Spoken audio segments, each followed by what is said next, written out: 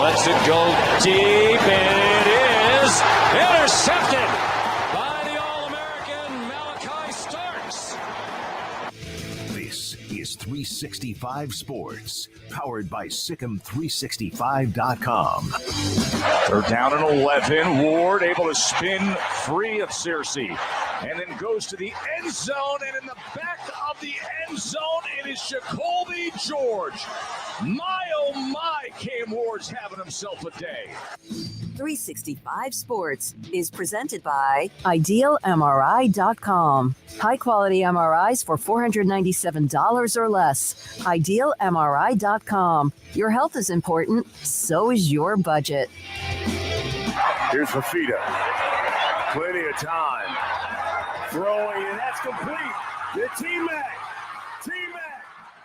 A house call. Again. It's his third. This one from 78 yards out. 365 Sports is also brought to you by Texas Farm Bureau Insurance, protecting Texans since 1952. Moss buys a little time. Puts it into traffic. Did he pull that down? Kyron Hudson. Oh my goodness, what a catch. 365 Sports is turbocharged by Unite Private Networks. Find out more at uniteprivatenetworks.com. Back on offense. Ashton Jeanty. Breaks free. Has a player tracking him down. It's TJ Smith. Can he get to him? Jeanty. Touchdown. Get out of town. 75 yards. A new school record. 6 touchdowns today. Now here's Paul Catalina. Welcome to our Smokeless Fridays. Actually, we're going to have a couple of Smokeless Thursdays, Garrett. I noticed Midway that plays 2 Thursday games, which is already, given the way that I've set up that we do these Friday show, starting to hurt my brain.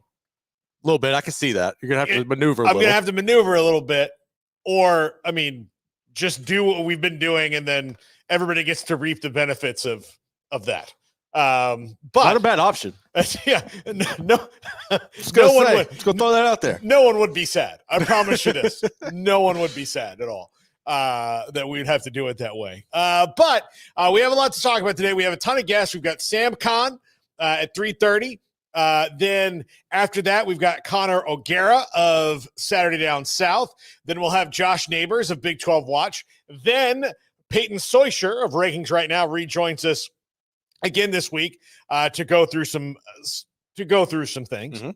How the rankings have been affected, mostly because of the ACC debacle at the top, at least, or what the perceived top was of the ACC. That's probably the thing that's affected the early rankings the most.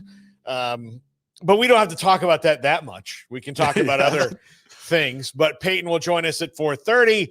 Then after that, we've got Kenneth Davis, Big Ten country. Then we will have Evan Abrams of Action Network, Kenneth Davis, Big Ten country, and Amanda Christovich of Front Office Sports. And she will put a nice little bow on this house settlement, which is now about to become an even bigger nightmare for the NCAA.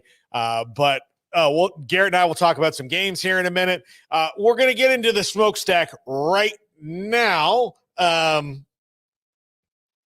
Anyhow, we'll dive into this because we're just talking about it. But the House versus NCAA settlement is in danger.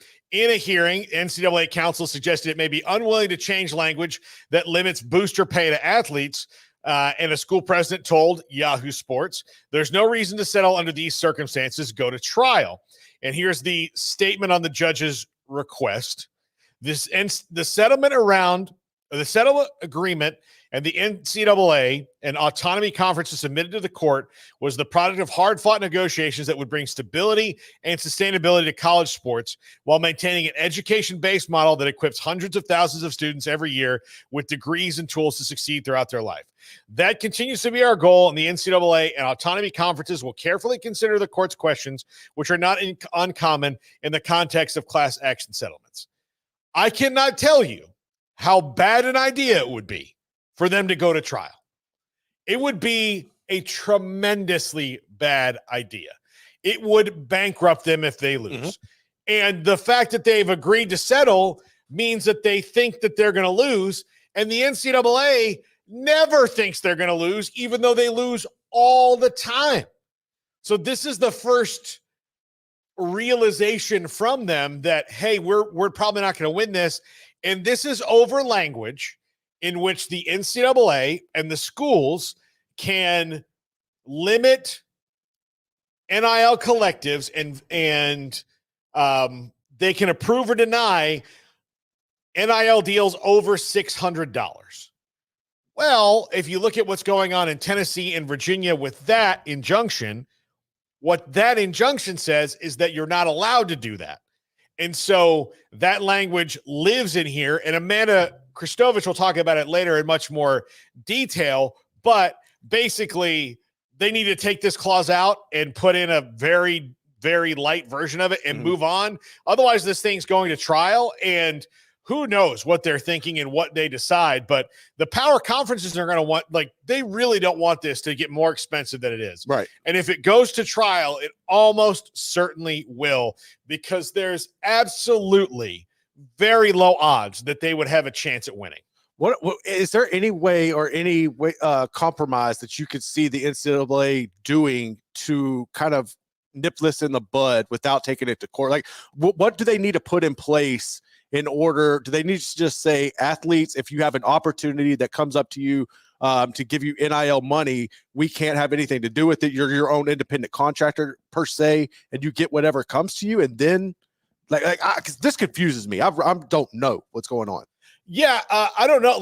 They just have to take the clause out. They just have to agree to a different thing. So if that's the clause, there's some other little things in there, but the real issue hinges on this part of it about limiting the collectives.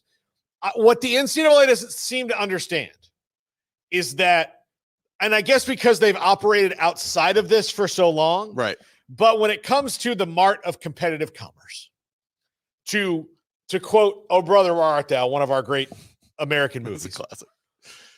In the mart of competitive commerce, if I want to pay Emory for anything, as long as I do that within the laws of the Constitution of the United States and within the state and city and municipality I live in, as long as I'm adherent to all laws on the money changing hands, taxes, whatever, I can hire Emory to do anything.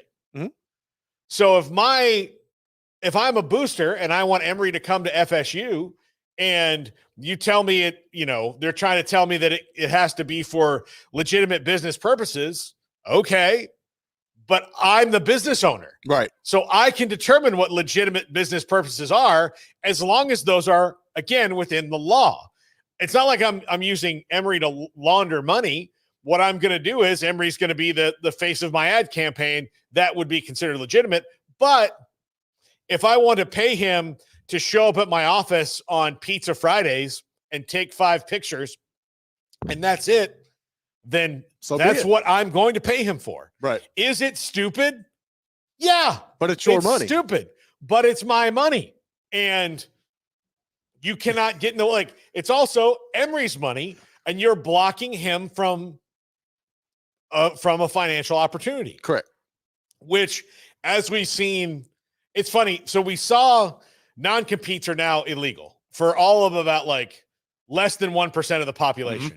I actually have a friend who it applies to, and I felt so bad for him. But I mean, but yeah, it's but like their non-competes are illegal. Why are non-competes illegal now? Because non-competes don't allow you to find gainful employment in something that you're skilled at. Yeah, they screw you. Yes, they're not really worth the paper they're printed on. And like I understand for like high level executives, there needs to be like a non-compete time because you're talking about trade secrets. So I get that. Like, but if you're a say news anchor and Channel 40 Eyewitness News, Ion Wisconsin doesn't want you anymore, and Ion Chicago does, mm-hmm. then just because they might be, right there across the border in competitive stations doesn't mean you can't go to Ion Chicago or go across town to Milwaukee's Best News. Right. Which I don't know if that's that seems like something that's legit up there. Yeah, but you can't go to that one. So again, the NCAA just doesn't get it. No, they just don't get it in this regard, and they're trying so hard. But they need to, if they're going to move on with this and move on with the settlement and the financial terms that are set forth in the settlement that obviously the power conferences were comfortable with, mm-hmm. Because otherwise it wouldn't have been done anyway.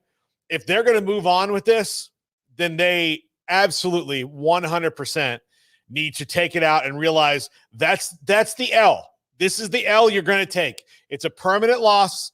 You're not going to get it back. That time is over. You cannot restrict athletes in how they're going to make money. And if I was one of their attorneys, be like, this particular clause, you even putting it in here is a trap for you to get back in court. As a matter of fact, me, 0 days of law school, 0 hours, 0 minutes. I've never set foot in a law school. I've watched a crap load of Matlock, but I've never been in law school. I saw that. I brought it up on the show. You did. To a couple of our expert guests. I said, this seems to me like the thing that'll hang it up. And all of them were like, yep, this is the thing that's going to hang it up. And what happened? Like clockwork, this thing hung it up because at the core of this is what it's about. So I'm just intrigued to see, like, at this point, what other, like, how long is it going to take to form a new governing body that comes in and overtakes the NCAA, and how much of this is, or what's slowing it down is the financial burden that's going to ultimately be for them. Like, if they have to start picking up some of the payments that the NCAA were picking up, where does that money come from? And then does that hinder, like, if you're an SEC or the Big Ten, does that hinder your pay that you're getting, and does that kind of even the field a little bit with, I don't know, it's just kind of confusing. I'm interested to see where this goes with what the new future of college athletics is going to look like once this ultimately hits the fan. Yeah, absolutely.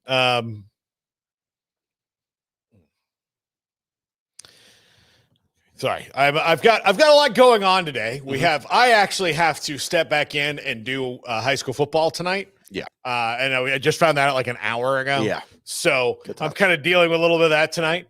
By the way, Brett Brigham says I'm confusing NDAs and non-competes. No, I'm not. I'm saying that the reason I believe that non-competes for like high level people that have trade secrets are there is so you can't just immediately go over, because these negotiations take months and months and months and things like that happen. So you can't just go right over. So yes, that would be an NDA, but like, they want some time so that you can, get out of the ecosystem for a minute before you jump back in and Correct. maybe know a bunch of things.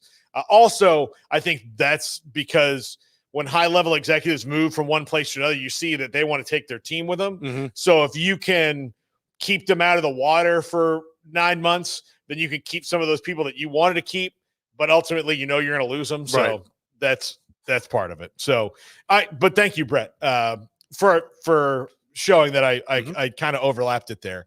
But yeah, this is just bad. I'm going to add something here, Garrett, that we don't have. It just came down. From Chris Vanini, the ACC this week claimed that FSU and Clemson missed their opportunity to push back against the league's contracts after approving them and accepting millions of dollars from them over the years in a legal response to the school's lawsuits. In its first clearly laid out defense of FSU and Clemson's lawsuit against the conference, they said that both schools missed their statute of limitations of 3 or 4 years, depending on the state. So they cited media articles, which is, I don't think really. And the second key point was Maryland's withdrawal in 2013. There was a 10-2 vote in the conference to increase the penalty in 2012. Was opposed by Maryland and Florida State, but supported by Clemson. However, all members except Maryland voted to approve the litigation against Maryland for the withdrawal and accepted payment from it. Therefore, the ACC claims FSU and Clemson can't have a problem with the same withdrawal penalty in process now. The withdrawal penalty is now around $140 million. The grant of rights is created obviously after Maryland's departure. So, I gotta love the irony in that for Clemson. That's pretty funny. Yeah. Like that kind of makes you wonder, like the Florida State kind of have an outlook on where things might ultimately end up going.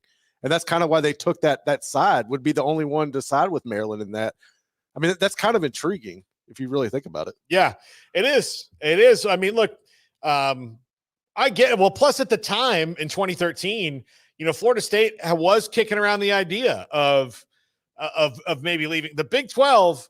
Because if Texas and Oklahoma would have left, right? Yeah, or to get Texas and Oklahoma to stay. Now, I do think that it never got far down the road because I don't think Texas and Oklahoma wanted FSU, who just won. Well, especially not at that time. No, didn't want the national champs coming in.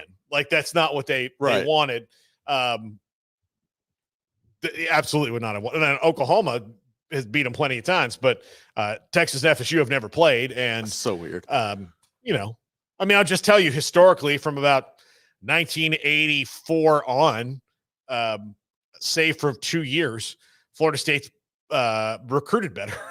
So, I say for 2 years, more like not like that, but in that period, like between 2013, say for a couple years in that, Florida State was way better, right? So that's not the case holistically. I'm just talking about the Bowden Jimbo timeframe. You're talking about a 4-year stretch where you would consider Texas to be the better program overall in that period over Florida State. But yeah, it feels like even then Florida State, they had an idea. They had an idea. I think I'm wondering if, but see, here's where it falls to me, where the argument's going to be in that. So how, and I don't know how legally this is. So then you make this grant of rights and you have this. But then all these other things happen and change the landscape of college football. The ACC is going to argue, well, we did this to guard against that on our end. But couldn't they say, well, we didn't reasonably foresee this catastrophic the level. ACC as a whole? No, that FSU and Clemson can be well, look, this is the new world. We agreed to this a decade ago. This was the reality a decade ago. Right. But now adapt with the times. We like to be able to adapt with the times, and this restricts our ability to earn, I guess.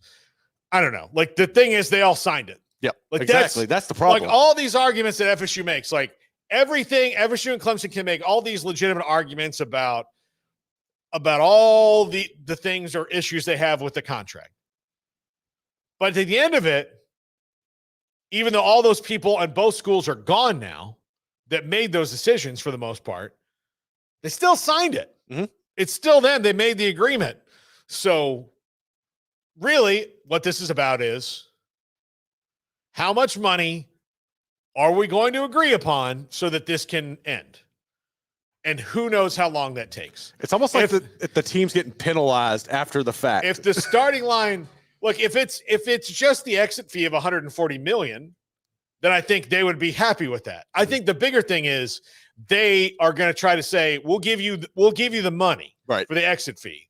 We'll come up with that, but we own our television rights.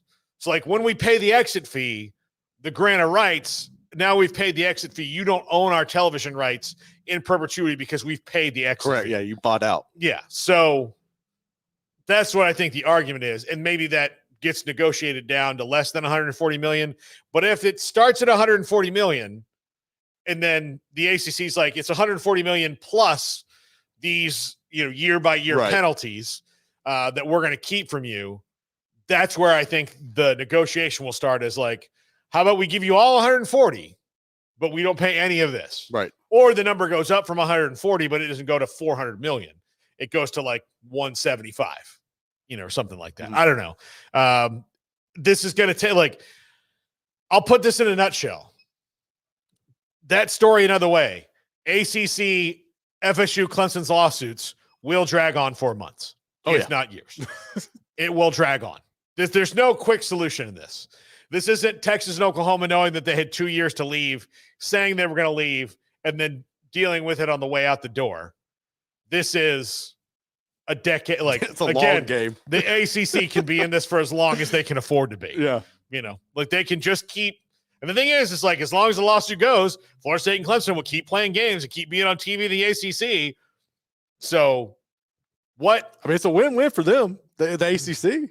It's ultimately a win because eventually they're going to leave. But the other part of it is you're going to have to you're going to force Florida State and Clemson into a way of finding that private equity money might start coming from some really shady places. I'm just telling you. Yeah.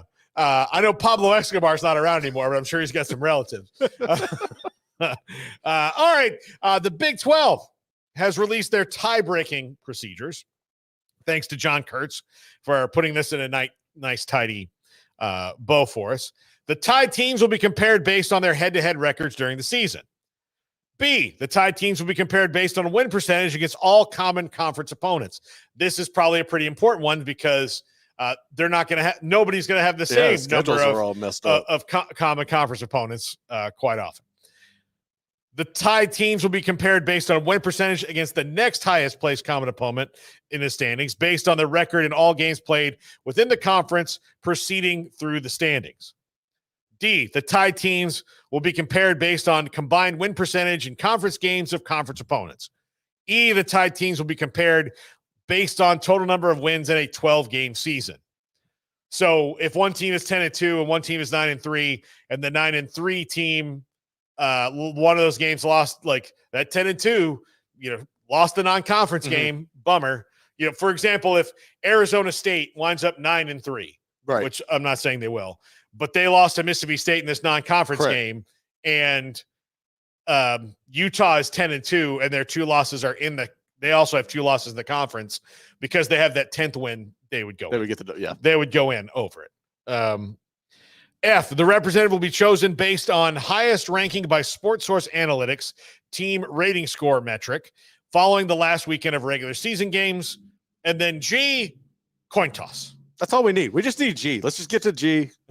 Just do a coin toss, skip all this crap, and just do it. Well, I mean, the UIL in Texas high school has about a 3-level, I think, tiebreaker, and then it does go to coin toss because they have a whole lot to deal with. Right.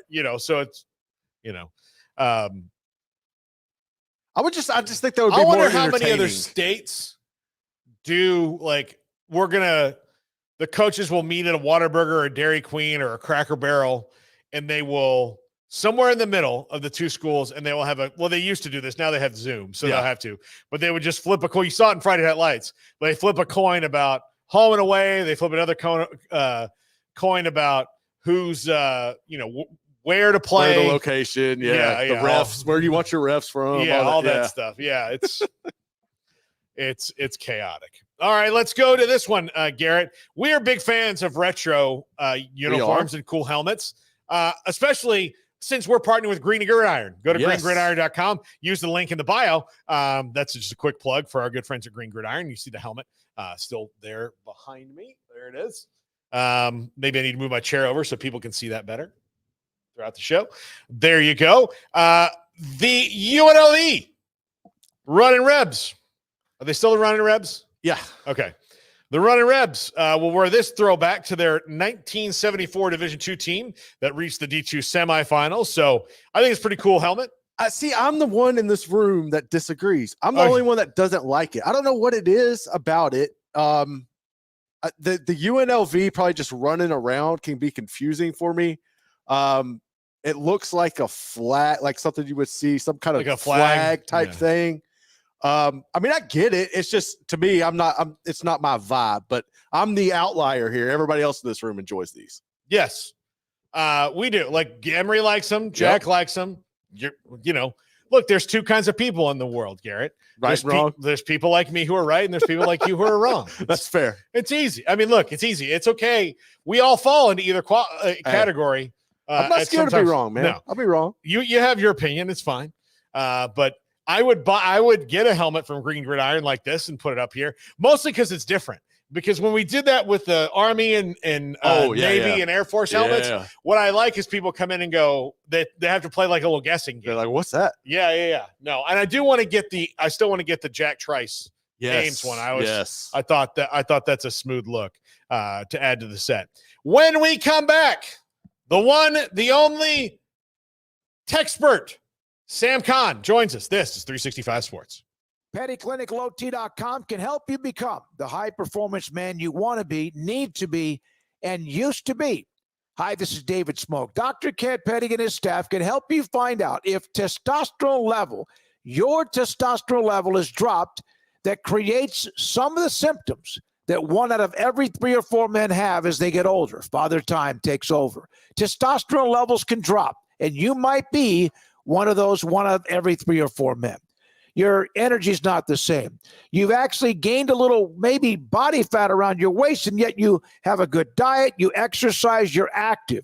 Your focus is not the same. Your sex drive, you're not performing inside the bedroom, or you just don't even have that kind of sex drive, or you have ED. It's embarrassing, but testosterone could be the problem. Dr. Kent Petty will set you up with blood work. He will get the results and look at your testosterone level. And if your testosterone level is too low, he can put you in a program to increase it so you can become the high-performance man you want to be, need to be, used to be at PettyClinicLowT.com. During Ram Power Days at Allen Samuels, it's amazing deals and competitive financing that makes you ask, why shop anywhere else? The new 2025 Ram 1500s are designed to be durable, functional, and stylish, with premium truck options like luxurious leather trim seating options, exceptional legroom and storage, plus surround view cameras. Ram trucks give you the first-class feel you're looking for. Allen Samuels in Waco is the place to shop Ram trucks. Come by. Let's be friends.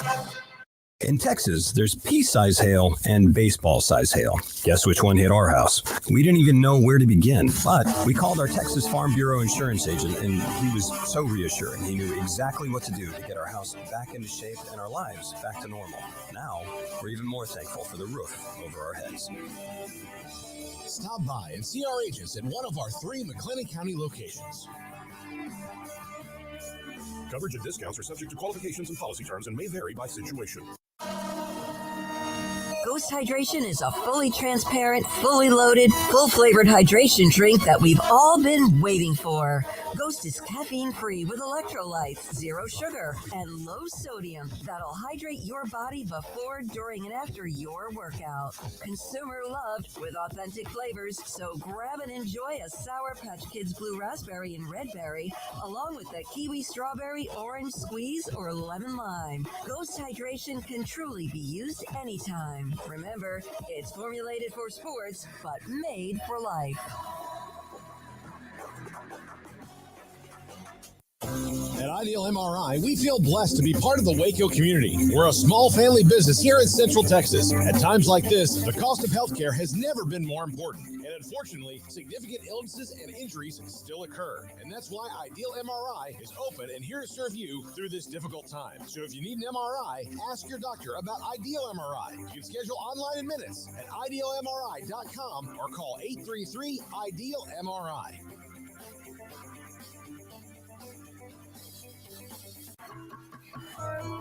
When you work with a bank, you should expect the best of everything. That includes face-to-face personal service and the kind of community banking care that only comes from one neighbor to another. That's exactly what you'll get from the First National Bank of Central Texas, where you will know your banker works just as hard as you do. Once again, that's the First National Bank of Central Texas. Settle for nothing less than the first. Member FDIC.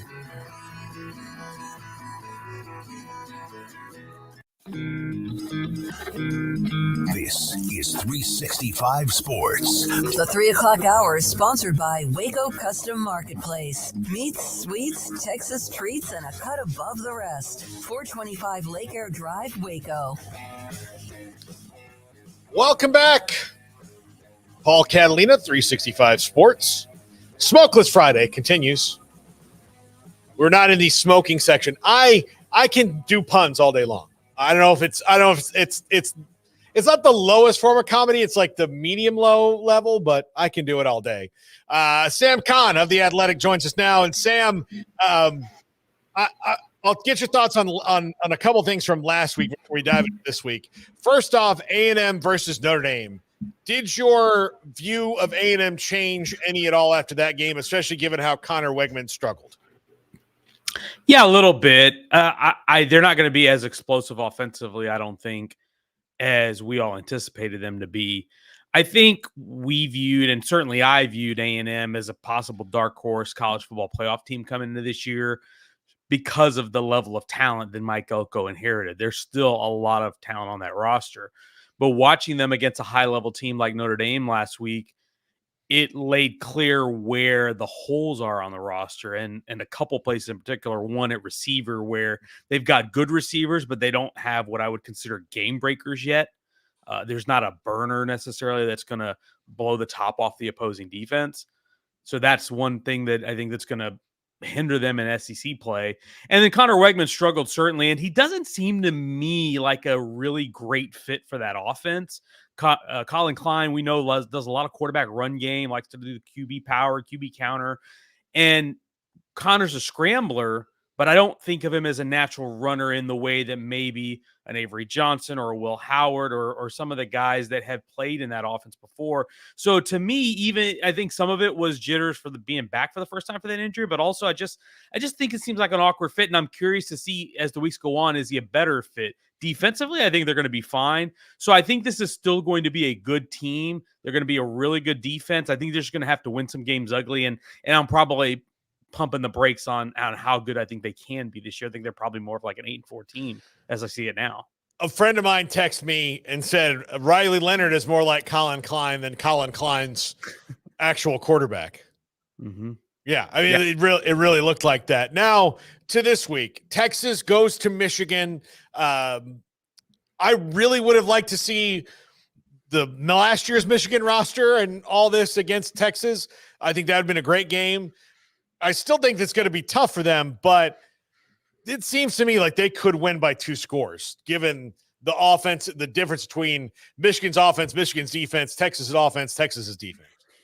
Yeah, I think the only way Michigan keeps this game close is if their defensive line really wreaks havoc on Texas up front. The matchup I'm watching inside is Mason Graham against that interior offensive line for Texas. I think Graham is terrific. Kenneth Grant is terrific. Michigan really can make this an ugly, low-scoring game, a grinded-out type. And if they do that, then Michigan actually, I think, has a shot. But I just don't think that Michigan has enough firepower to keep up with Texas, and I don't think they can shut them down forever. I think that they'll be disruptive. I think they'll make it ugly early on, but I think eventually the speed and the explosiveness that Texas has on the perimeter, I'm not as worried about the running back anymore, even though C.J. Baxter's gone after seeing last week, like Jaden Blue, Trey Wisner, Jarrett Gibson's a big guy. He's 205. He looks all of 205. I think they just have so many weapons that it's going to be hard to keep them down. And Steve Sarkisian said earlier this week, they got 46 of these guys who are going on this trip that went to Tuscaloosa last year. That's a lot of carryover and a lot of experience, the same staff, the same coordinators. That is a huge advantage for them against a Michigan team that's very much in transition. I think still trying to find its way. And I'm with you. I don't think it's going to be a particularly close game. How scared should the folks in Lubbock be right now about their defense, given they gave up 51 last week, and they're going to play a Washington State team that is going to play the same kind of offense that they do?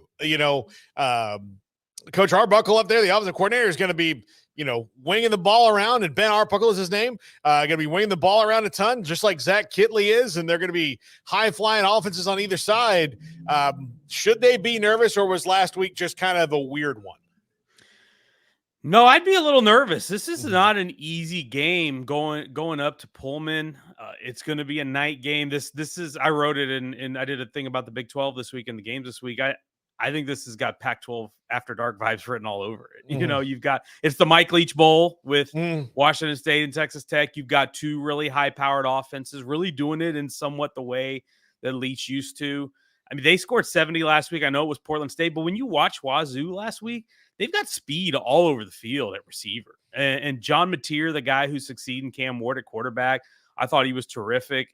They're going to put up some points, I think, against Texas Tech, and this is going to be, I think, a shootout again. And if there's one thing that I do feel good about Texas Tech, it's offensively. I think they looked really sharp, and I think they have the potential to be a really elite offense this year because of all their weapons. Josh Kelly was great. Jalen Conyers was great. Taj Brooks is Taj Brooks. I think they have so many weapons now offensively that I think they'll be able to keep up in a shootout.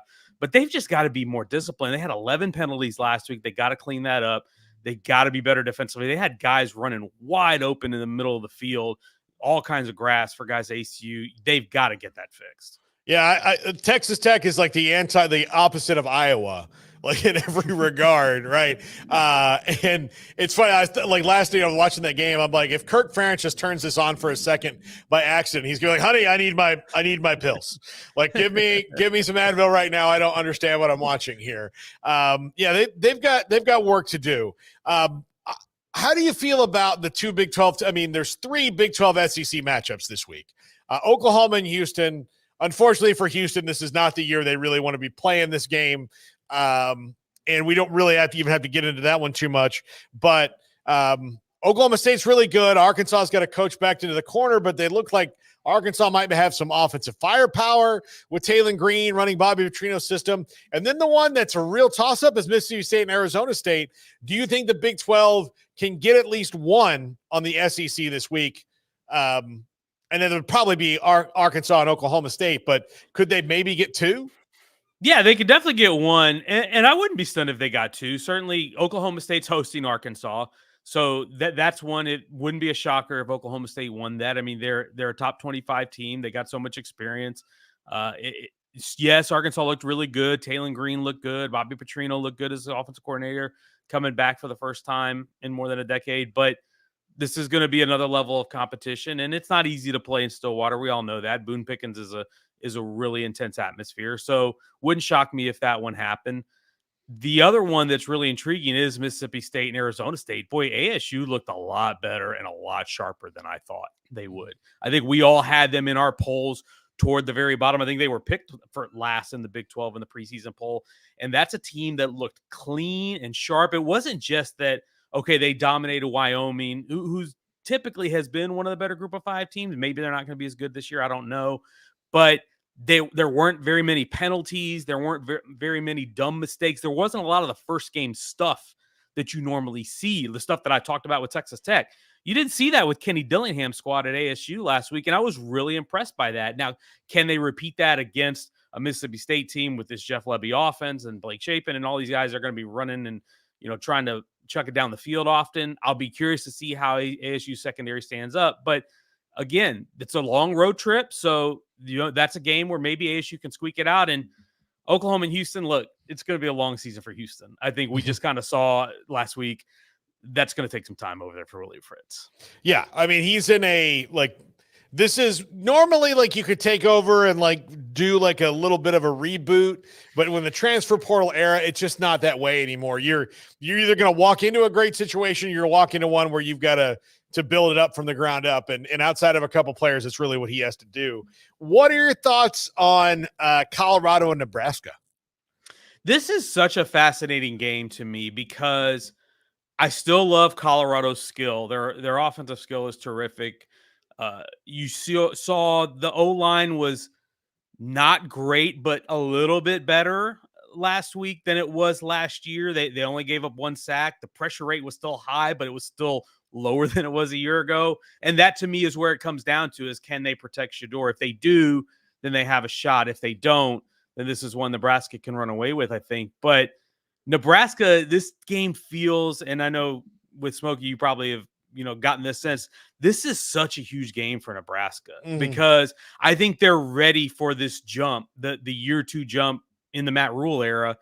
And they've been waiting so long to get back to relevance. And not to say that this game is going to get them there, but this is that game that I think can swing the mood one way or another. If you win it, then you're feeling really good if you're Nebraska. And if you lose it, then you're like, oh, here we go again. And this thing may not go as we hoped it would in year 2, because their schedule after this, Nebraska's schedule is fairly manageable. So I think you have a chance to build some momentum here with the Cornhuskers. But I was interested and fascinated by Dylan Raiola. It would be nice to see him do a second start. UTEP hung with them a little early in the first quarter of that game before Nebraska eventually put away. But the speed that they have on the outside with Jamal Banks and Isaiah Nair, buddy, they can hit some big plays. Last year they had that problem because the quarterback situation wasn't great, and they just didn't have the type of receivers that could go with Raiola and Nair and Banks, buddy. Now, I think if they have to go play catch up with Colorado and play shot for shot, I think they can. Yeah, I'm that's the, when I pencil in the games, I'm definitely going to sit down and watch like it was the first one, because I'm so intrigued by the battle of styles here. And I want to see Colorado play against, a team that will run the ball straight at them over and over again, and see how that alters their game plan. Because what we saw from them last week, Sam, was they're still exactly what we thought they were finesse wise, but in the trenches, they're only slightly better. Mm-hmm. Yeah, and that's the place where Matt Rule's team is going to try to win. That's where they wanted to try to win that game last year, and I thought they hung in it early. They just didn't have enough offensive firepower to do it. But Matt Rule's team, you guys know it. You haven't seen it there firsthand. His team's going to be tough, and they're going to be strong and solid in the trenches. And if they win that battle up front, especially when Colorado has the ball, then I think it could get ugly for Colorado. All right, 2 more games I want to talk about before we let you go. Cy-Hawk this week, very interesting. How much offense are we looking at for in this game? more than we have in the past, right? Yeah, I hope so. Iowa scored 40 last week, which is not something we see very often. But I think this one's going to be fun. Losing Caleb Bacon, I think, is a little bit of a downer for Iowa State. He's going to be out for a while, so that one's going to be tough. But this is a good Iowa State team, and this to me can kind of stamp Iowa State as a Big 12 title contender. I think we keep them in that class of the top 6 that we think of teams that can go do it. If you go win this one in Iowa City, I think you look at yourself that way, and you also look at yourself obviously as a dark horse playoff contender. I think the same applies for Iowa. If they win this game, then maybe you can allow yourself to think about dark horse playoff contention down the road. And finally, Baylor versus Utah. There's Rice Eccles. Baylor, did something that last year they haven't done or last week that they haven't done in about a year and a half, which is absolutely blow the doors off somebody. Now, I know it was Tarleton State, but going from not being able to do that at all, which they were not able to last year, to being able to do it is a positive step. I know that you can't put all your eggs in that basket, but if you're looking for optimism, I think that's a really good place to start, in that they couldn't do that to anybody last year, including Long Island, who plays TCU this week, that gave him a scare for a little bit. They eventually won that game, but it wasn't a blowout by any stretch of the imaginations. Do you think that they can hang with Utah, or is Utah too experienced for them to really stay in this game? I think they have enough talent and enough experience to make it a game. And I'm with you. Yes, it's hard to take a lot away from the win against Tarleton, but I remember what that Long Island game looked like last year. It wasn't pretty. It wasn't inspiring. It wasn't something you watched and you're like, wow, this is a good team that if they just get it together, they'll be fine. That was a game that I kind of started to raise some concerns for me, even though it was already a week after they had gotten beat by Texas State. Mm-hmm. So I think this team is a lot better. There's a lot more explosive. I think DeQuan Finn has been a good fit so far. I like some of the weapons that they added. I'm really intrigued by Michael Trigg, the tight end. They're a little bit different offensively than what we've been used to seeing the last couple of years, but I think that's good. And I think that gives them a shot to hang in the game if things get a little crazy. But this Utah team is better. I don't expect Baylor to go in and get the upset. This Utah team is better, more experienced, tougher, and gosh, it's really hard to win over there in Salt Lake City. Oh my gosh, yes. Yeah. I mean, it is loud. We got a bunch of people that are going. In fact, Grayson, not usually on with us right after this segment, not because he's on his way to Salt Lake City. I think is Ashley going? I'm not sure. I think so. I know a ton of people going to this game just for the atmosphere. Like, I mean, whatever happens, but just for the atmosphere. Sam, are you on the road this week or are you at home? I am at home, so I'll be enjoying the whole slate of games from my couch this week. Yeah, that is – look, I love being at games. I love it.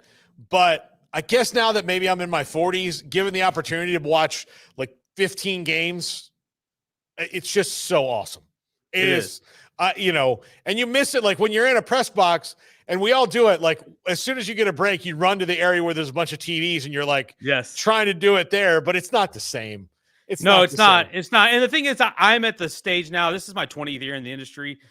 I don't love doing back-to-backs. Like I did A&M and Notre Dame last week, which was fun, but it was a late night game, and I got back about 2:00 in the morning. So this week being home is a good deal, and then maybe either next week or the week after we can go somewhere else. But I like kind of staggering it because if you're at one game, then you miss so much of the other ones.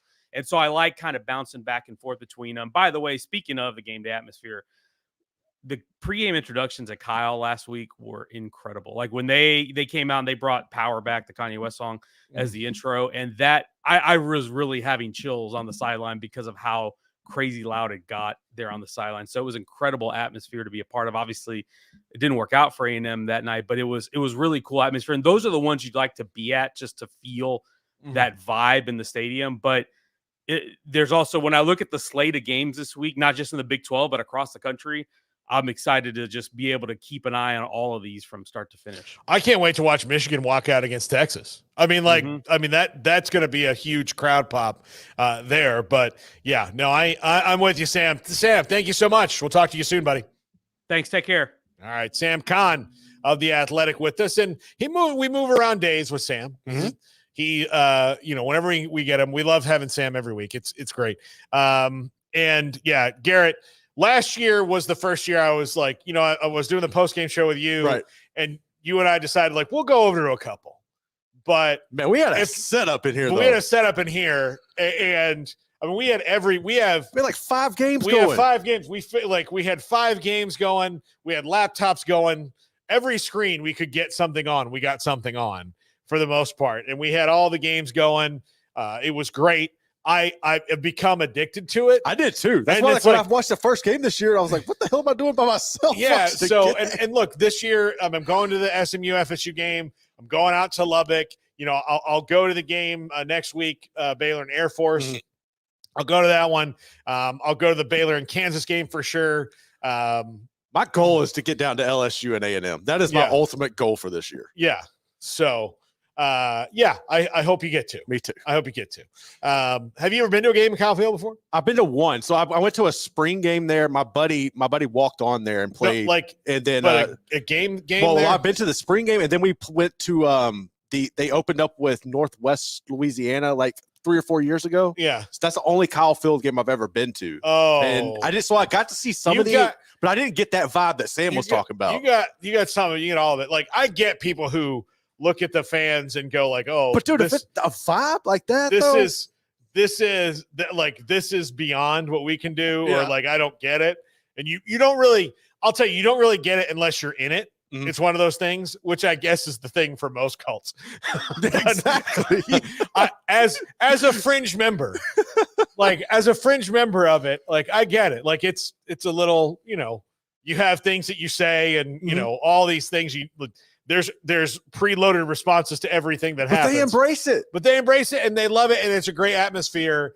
And the best atmospheres are the ones where people care the most, and they care a lot.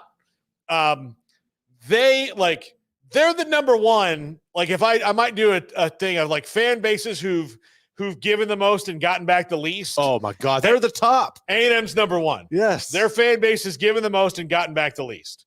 Iowa State is up there because it doesn't matter how crappy Iowa State has been in anything. Like if there's a game, they're there, they're tailgating, they're having a good time. Yep. You know, so I got to go through, but throw some suggestions. That's a good start. While we're watching Connor O'Gara here in a second, we had to record that one yesterday based on his schedule. Throw some suggestions of a fan base who's given a lot. Texas Tech might be one. They're up there. Texas Tech might be one that's given a lot and gotten back the least. That's going to be a top 5 next week, probably in the middle of the week. We'll do that one. The fan bases who've given the most and gotten back the least. I want your feedback. This is 365 Sports. Baylor is back home next week. They host Air Force, and it's a pretty emotional week. They will honor the 1974 Southwest Conference champion, Miracle on the Brazos Grant Taft football team. During the entire week, there's a luncheon on Friday, and, of course, the game against Air Force on Saturday at McLean Stadium in Waco. And inside of McLean Stadium, the Baylor Club. Enjoy exclusive benefits, including access to premium dining, social events, and networking opportunities with fellow members. Experience the breathtaking views of McLean Stadium, the Brazos River. You can dine and socialize and celebrate special occasions at the Baylor Club. We host our annual Academic All-Stars program honoring elite student athletes around the Central Texas area. Elegant spaces, top-notch service for weddings and corporate meetings, and more. Savor the taste of culinary excellence with diverse menu crafted by award-winning chefs. The Baylor Club promises an unforgettable dining experience for every palate. Become part of the vibrant Baylor community at the Baylor Club inside McLean Stadium off I-35 in Waco. Hi, I'm Mark Stewart with Bird Colgan Ford. It's that time of year. It's football season. Bird Colgan Ford is a proud supporter of the best high school football right here in Central Texas. BK Ford is proud to sell the #1 selling truck in Texas, the F-Series truck, 47 years in a row. Come see the largest showroom in Texas and experience better at Bird Colgan Ford.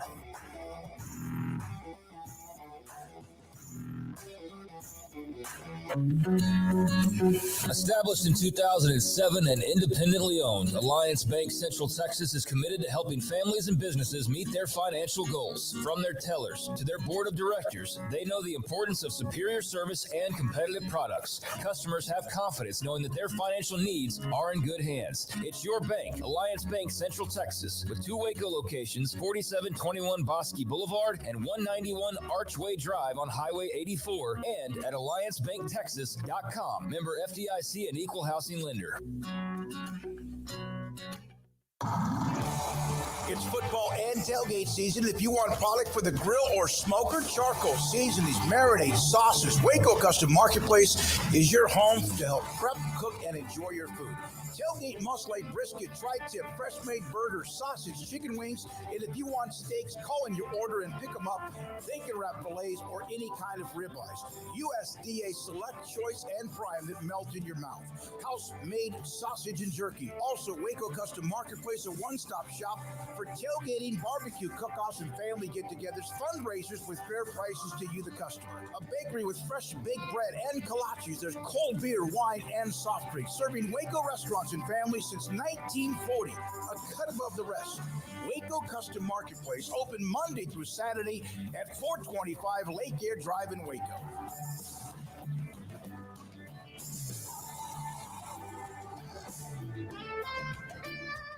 Pizza, burgers, and Bears football. There's no place around Waco that serves them all other than Bubba's 33. Come show your green and gold and enjoy some of Waco's best food and beverages while watching your favorite team, the Bears. When real Bears fans get hungry, Bubba's 33 is the #1 spot for ice-cold drinks, hand-stretched, stone-baked pizzas, and bacon-infused burgers. Join us for indoor or patio dining. Bubba's 33, Waco's restaurant and proud supporter of Baylor Bears football. Sick 'em, Bears.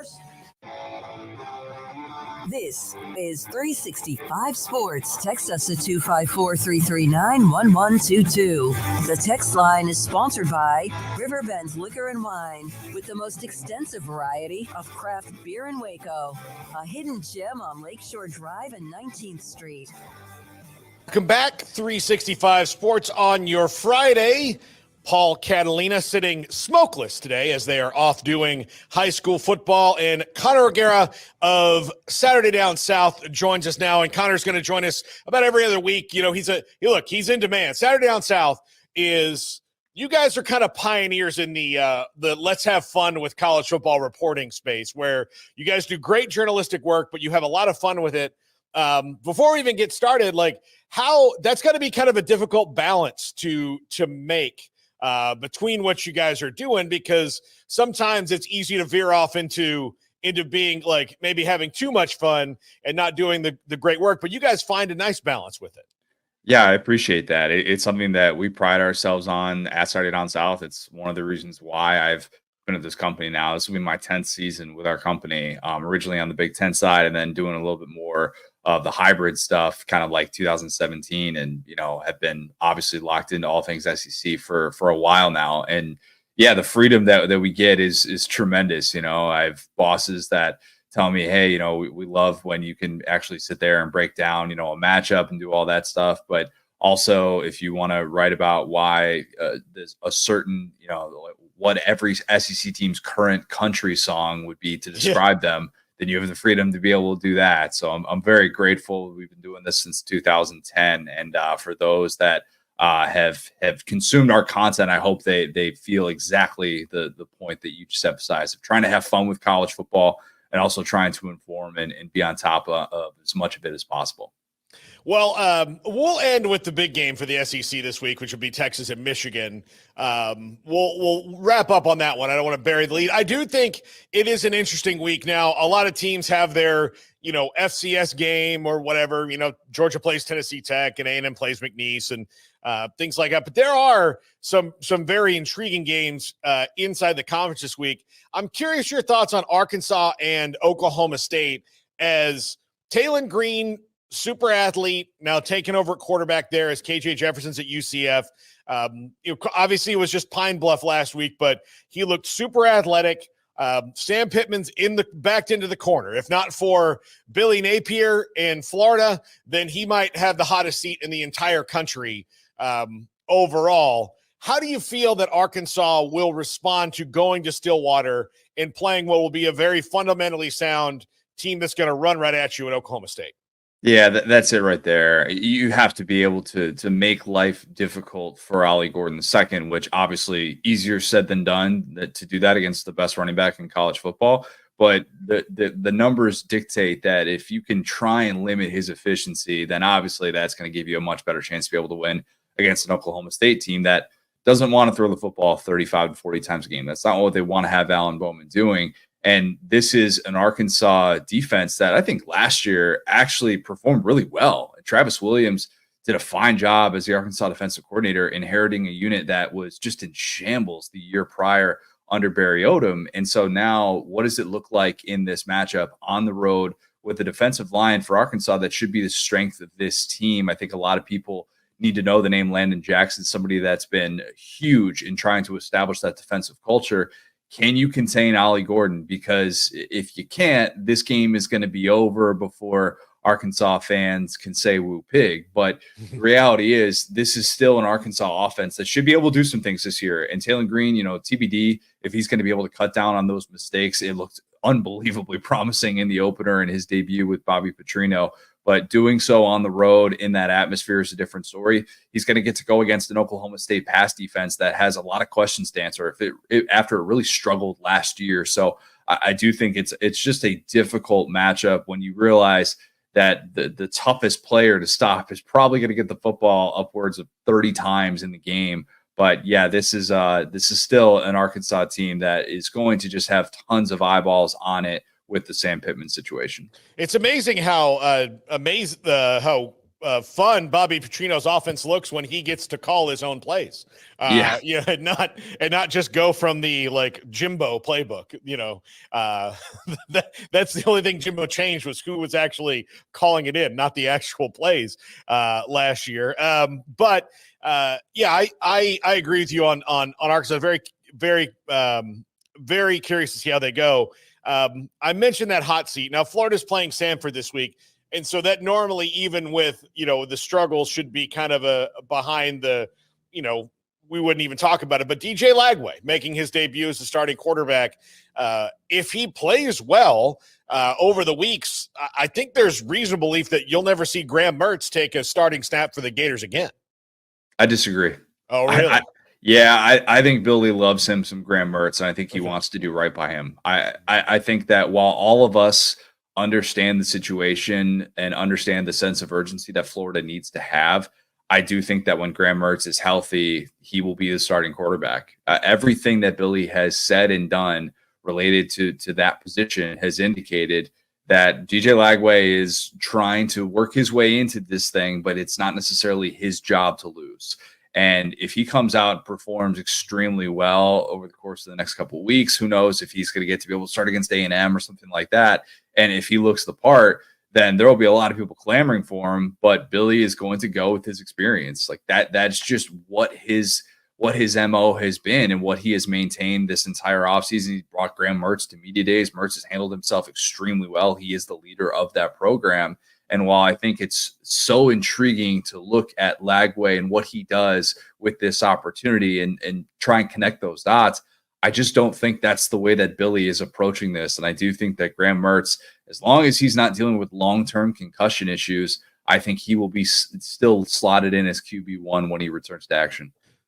Last week was not a resounding game for them at all.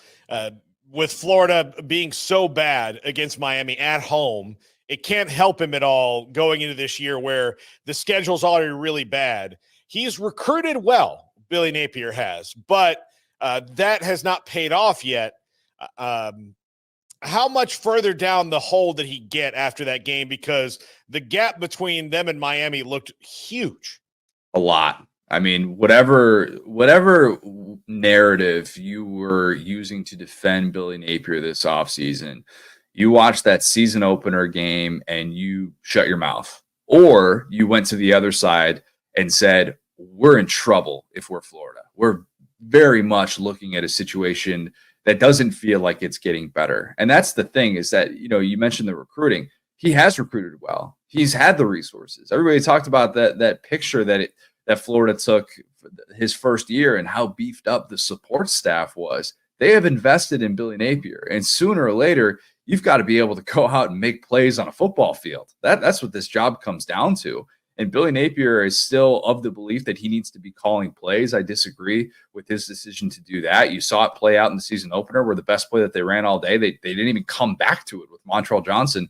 And you're like, what is Florida doing with 8 months to prepare to be that far away from Miami? I picked Florida to win that game. And I don't necessarily think this is going to be a type of season which Florida quiets the doubters, but I still picked Florida to win that game. I thought the Miami hype had been overblown. And it turns out Miami was ready to go. I mean, Miami was the better team. And even as it was kind of holding tight to that lead early on, I still thought the Hurricanes looked like they were pushing Florida around in the trenches. And that's the issue, is that you see this apathy right now, and Florida having that place clearing out in the middle of the second half is such a bad sign for the future of the Billy Napier era. And to me, that was a sign of a guy that is just lost. He doesn't have the answers. And for someone that came in telling everyone that he had the answers to be able to clean up the Dan Mullen mess, it certainly doesn't look like it early on in year 3. My impression of the Dan Mullen mess was that clearly he didn't want to spend as much time recruiting as the modern coach does. And it didn't look good that their second biggest rival in Georgia, or 1 and 1A with FSU, was the best team in the country and had overtaken Alabama. So it's going to look even worse when you're looking at a rival and they are the picture of college football excellence right now. So why has he not been able to match that with him. Is it just it's the on-field coaching that's the thing, and that's about it? Yeah, I mean, there's not buy-in. Yeah. There's clearly not. Like, you can't tell me the way that Florida has showed up in these season openers the last 2 years and just been a disaster on that offensive line. That's the most stunning part. That was what Billy was selling, was that we're going to be a team that beats you in the trenches. We feel really good about our ground game, and we're going to be able to establish that identity. And then we're going to have someone like a Graham Mertz, or, obviously a DJ Lagway is a little bit different than that, but that can come in and make smart decisions, and we're going to move the chains, and we're going to be, an efficient, effective offense. And they have not been that. To me, the on-field issues have been evident. I mean, the discipline, like not having, the number threes figured out in last year's opener. This year, they have the roughing calls that are costing them. And, it's just a team that doesn't look like it's prepared. And that is so troubling. That comes directly back to the head coach. Billy's not even making excuses anymore. There's not even a spin zone coming. He's like, yeah, we got embarrassed. Yeah, you got embarrassed. Like you personally. This is an indictment of the job that you've done so far, and it's certainly been not worthy of that contract that he received. One of the games I think is not getting enough pub this week is Tennessee and NC State in Charlotte. NC State, Grayson McCall's there. Looks like he's going to have a fun time in the offense. Probably the most talented quarterback, even maybe at least college-wise, maybe even so much so more than Devin Leary that Dave Doran has had there at NC State.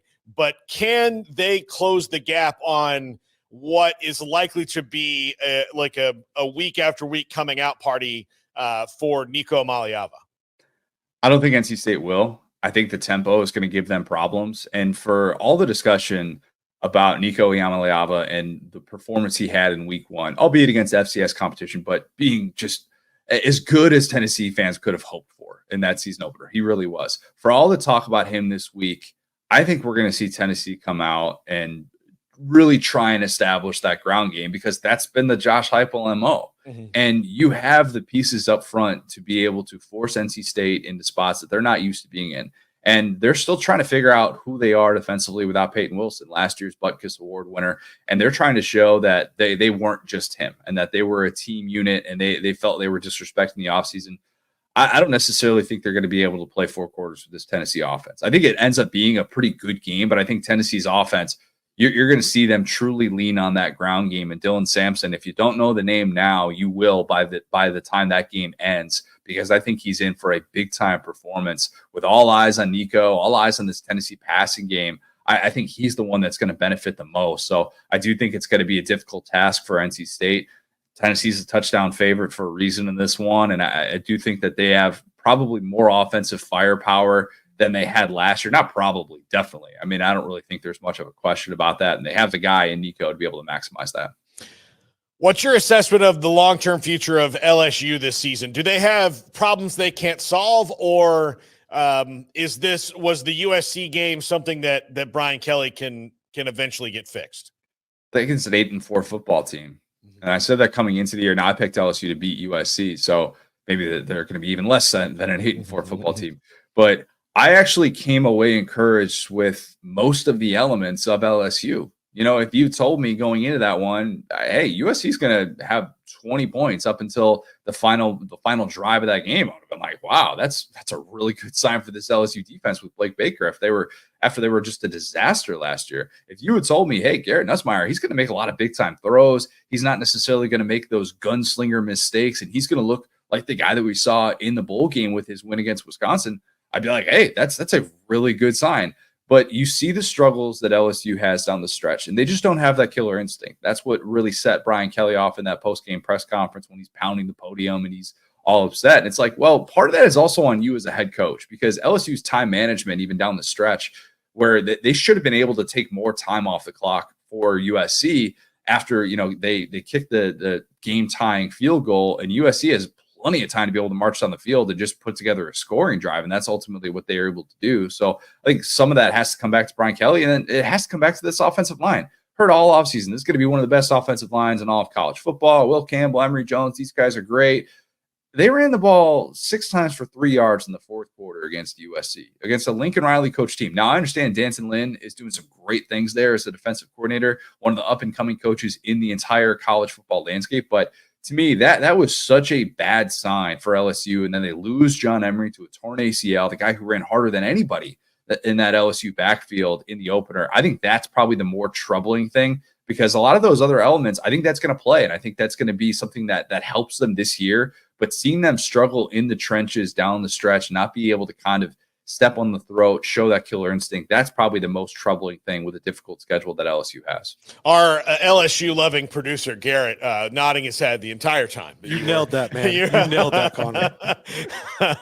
Absolutely in total agreement with you. All right, let's wrap up and talk for a couple minutes about Texas and Michigan. I'm a little bit disappointed that Michigan is kind of in the offensive state they are right now, with not knowing really what they're going to do at quarterback week to week. I mean, it looks to me, I know Davis Warren's the guy, but they really would like it to be Alex Orji, and it's not. And I feel like that's a situation that could kind of linger as if their offense struggles, especially against a defense that should be as good as Texas this week. Normally, I would think this game would be closer, but Texas, given what they have, what they are going into Michigan, this might be a pretty disappointing day in the Big House for the Wolverine faithful.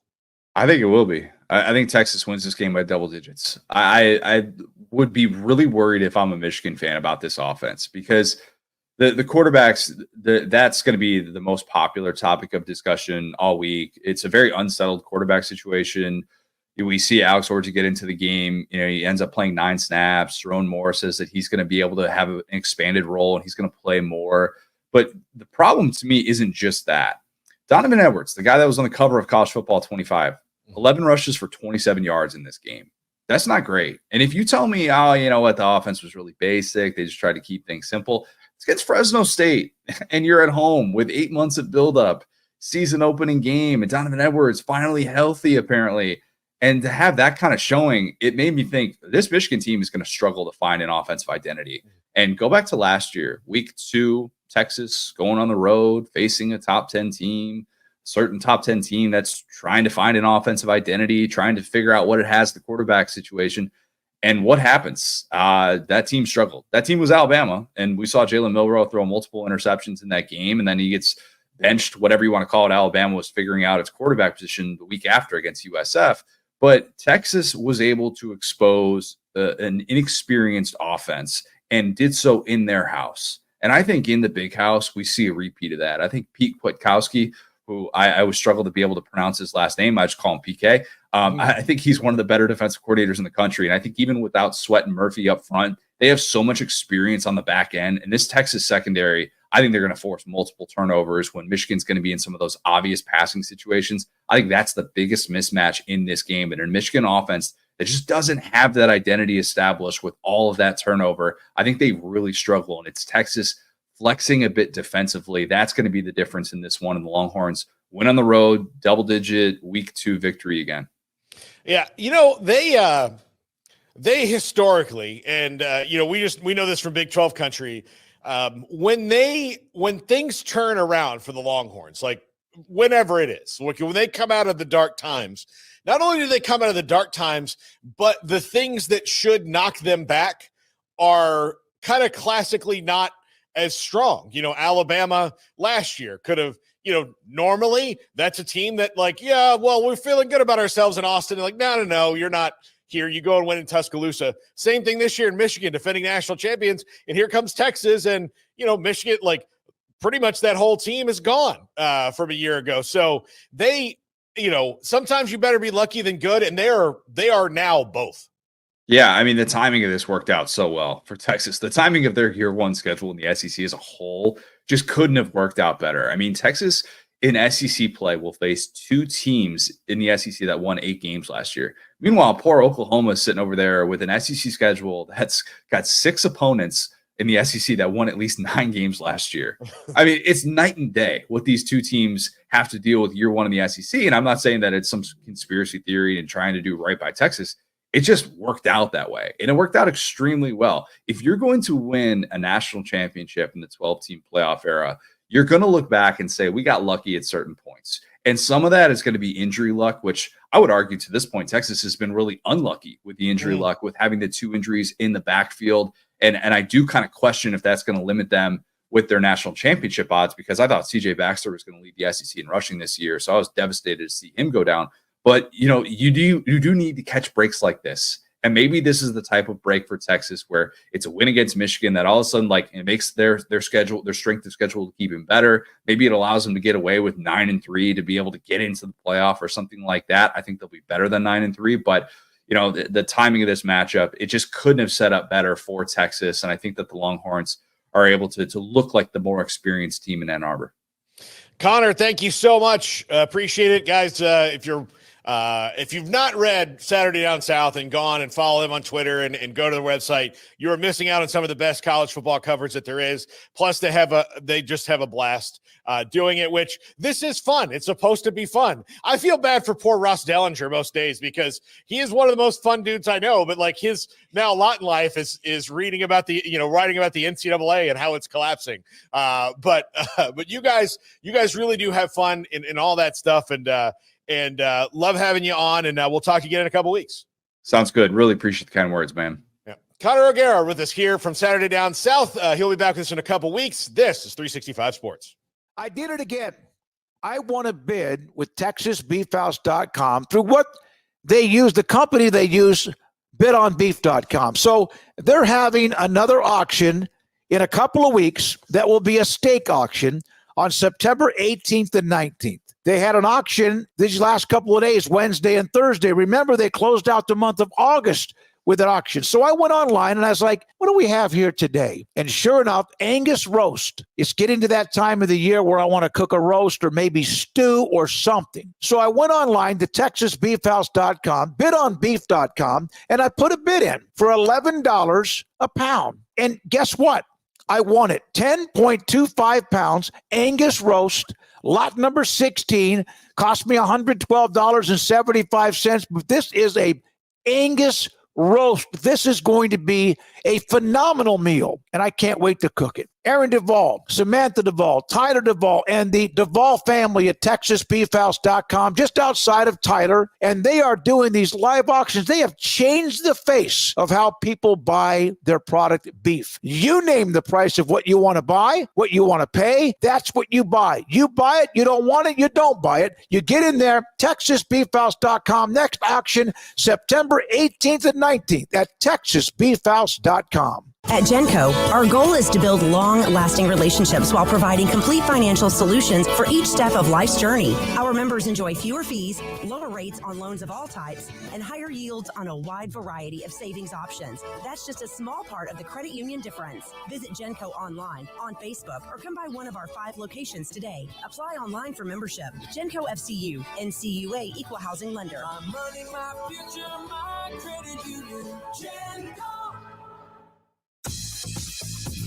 Baylor Scott and White Southwest Sports Medicine and Orthopedics, the team physicians for Baylor Athletics, diagnosing and treating all sports-related injuries, including concussions. These specialists also provide orthopedic services for athletes and non-athletes alike, whether it's knee or shoulder pain, a wrist injury, orthopedic spine care, and even an arthritis and total joint clinic. Trust the doctors Baylor Athletics trust. Baylor Scott and White Southwest Sports Medicine and Orthopedics wants to get you back in the game.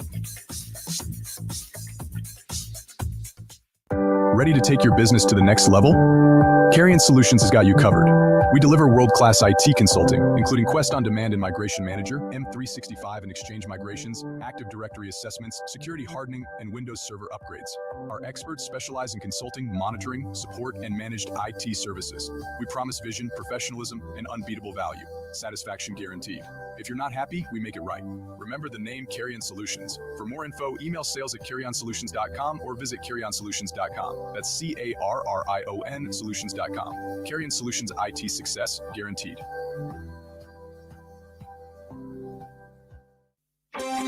Developed by Startup Waco, a nonprofit organization, GXG is a program designed to support the entrepreneurial development of Baylor University student-athletes through NIL activations. The program helps student-athletes maximize their platforms and offers a comprehensive support system for them to create and grow new businesses that not only benefit themselves, but also uplift the local economy. Fans who wish to support student-athletes can donate to GXG via the GXG NIL Fund, BaylorBears.com/GXG. Contributions to support NIL activations through GXG can be made at BaylorBears.com/GXG. For more information, follow @GXG_GreenXGold on social media and visit the official website www.gxg.startupwaco.com. GXG, empowering student-athlete entrepreneurship and uplifting the local economy through NIL activations. This is 365 Sports, powered by Sikkim365.com.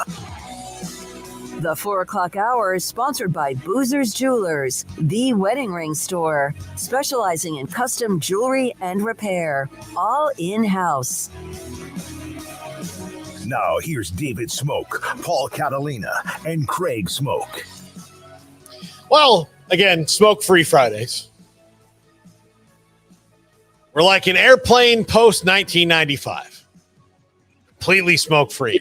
Josh, are you old enough to have – you're not old enough to have ever been on an airplane when there was smoking.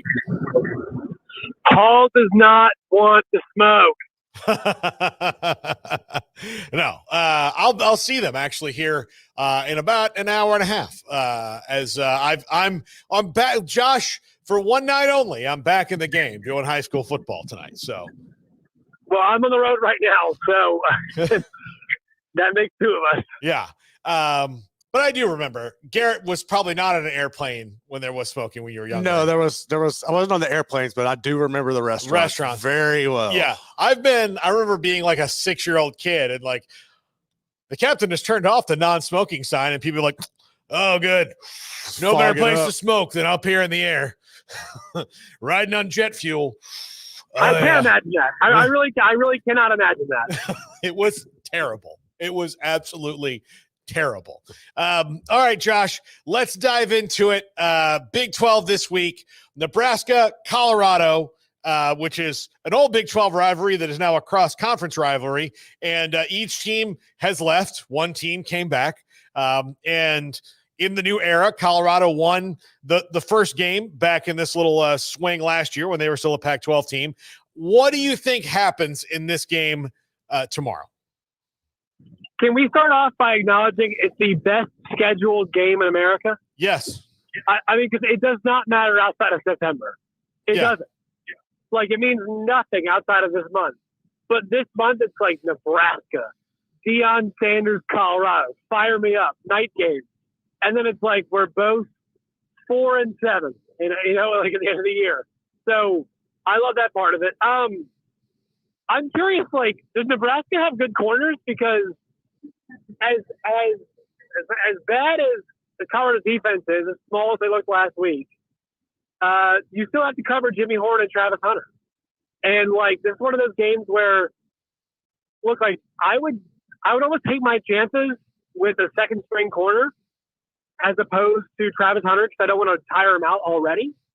And I would just let him be a receiver and let him cook. I mean, he's one of the best 2 or 3 players in the entire sport. So I think that's an interesting angle to this. How much better is Colorado? Like, as fun as the Dylan Raiola, Patrick Mahomes thing is, he's not quite there yet for me. He's very good, though. He's very talented. But, like, yeah, it's just 2 like, awesome quarterbacks. Like, as much hype is behind Shedeur. Shedeur is pretty good just because he's on time, he's on schedule, he makes throws you want him to make, and he's incredibly accurate. And so I love that about him. Like, it's kind of the Lonzo Ball of quarterbacks, right? LeVar did the talking, and Lonzo just kind of shut up and was like, here's 3 awesome defensive plays, here's 6 rebounds, here's 7 or 8 assists and 12 points. And it's like, that'll play at the NBA level. That's great. So that's kind of my thought on the Sanders thing, just like how it looks. And I just don't know if they can generate enough pressure on Raiola to make him uncomfortable and make him look like a freshman quarterback. Cyhawk, Iowa State, can they win on the road? They could. I mean, they could. Their linebacker depth is not good because they're injured right now, and you're a bit worried going up against a team like Iowa that probably wants to run the rock. That's a question. Let's see how good the wide receiver group can be. Last week was not great. How healthy is Abu Sama? I don't love asking the health questions 2 weeks into the season. But last year's Iowa State group was a surprise because of how good they were. And I'm wondering how much this group can build off of that. And if they're capable of building off of that. Do they have the ability? Are they being developed? You know, I'm not questioning the staff and the talent. I'm questioning just both together collectively. Like, will there be an improvement on this team from last year? So they could go in there and win. They might have a better quarterback. Like, at their peaks, I actually think that Rocco is a bit better than Cade McNamara. And so because of that, they've got a shot at winning this game. But last time they went in there, the weird thing is they won. It's just Hunter Deckers who won the game for them at the end. That amazing drive, they had like 5 pass interference calls. So they know they can win there. Last week's performance makes me a little nervous for Iowa State. Yeah. We'll see. I mean, this game never goes how you think it's going to go.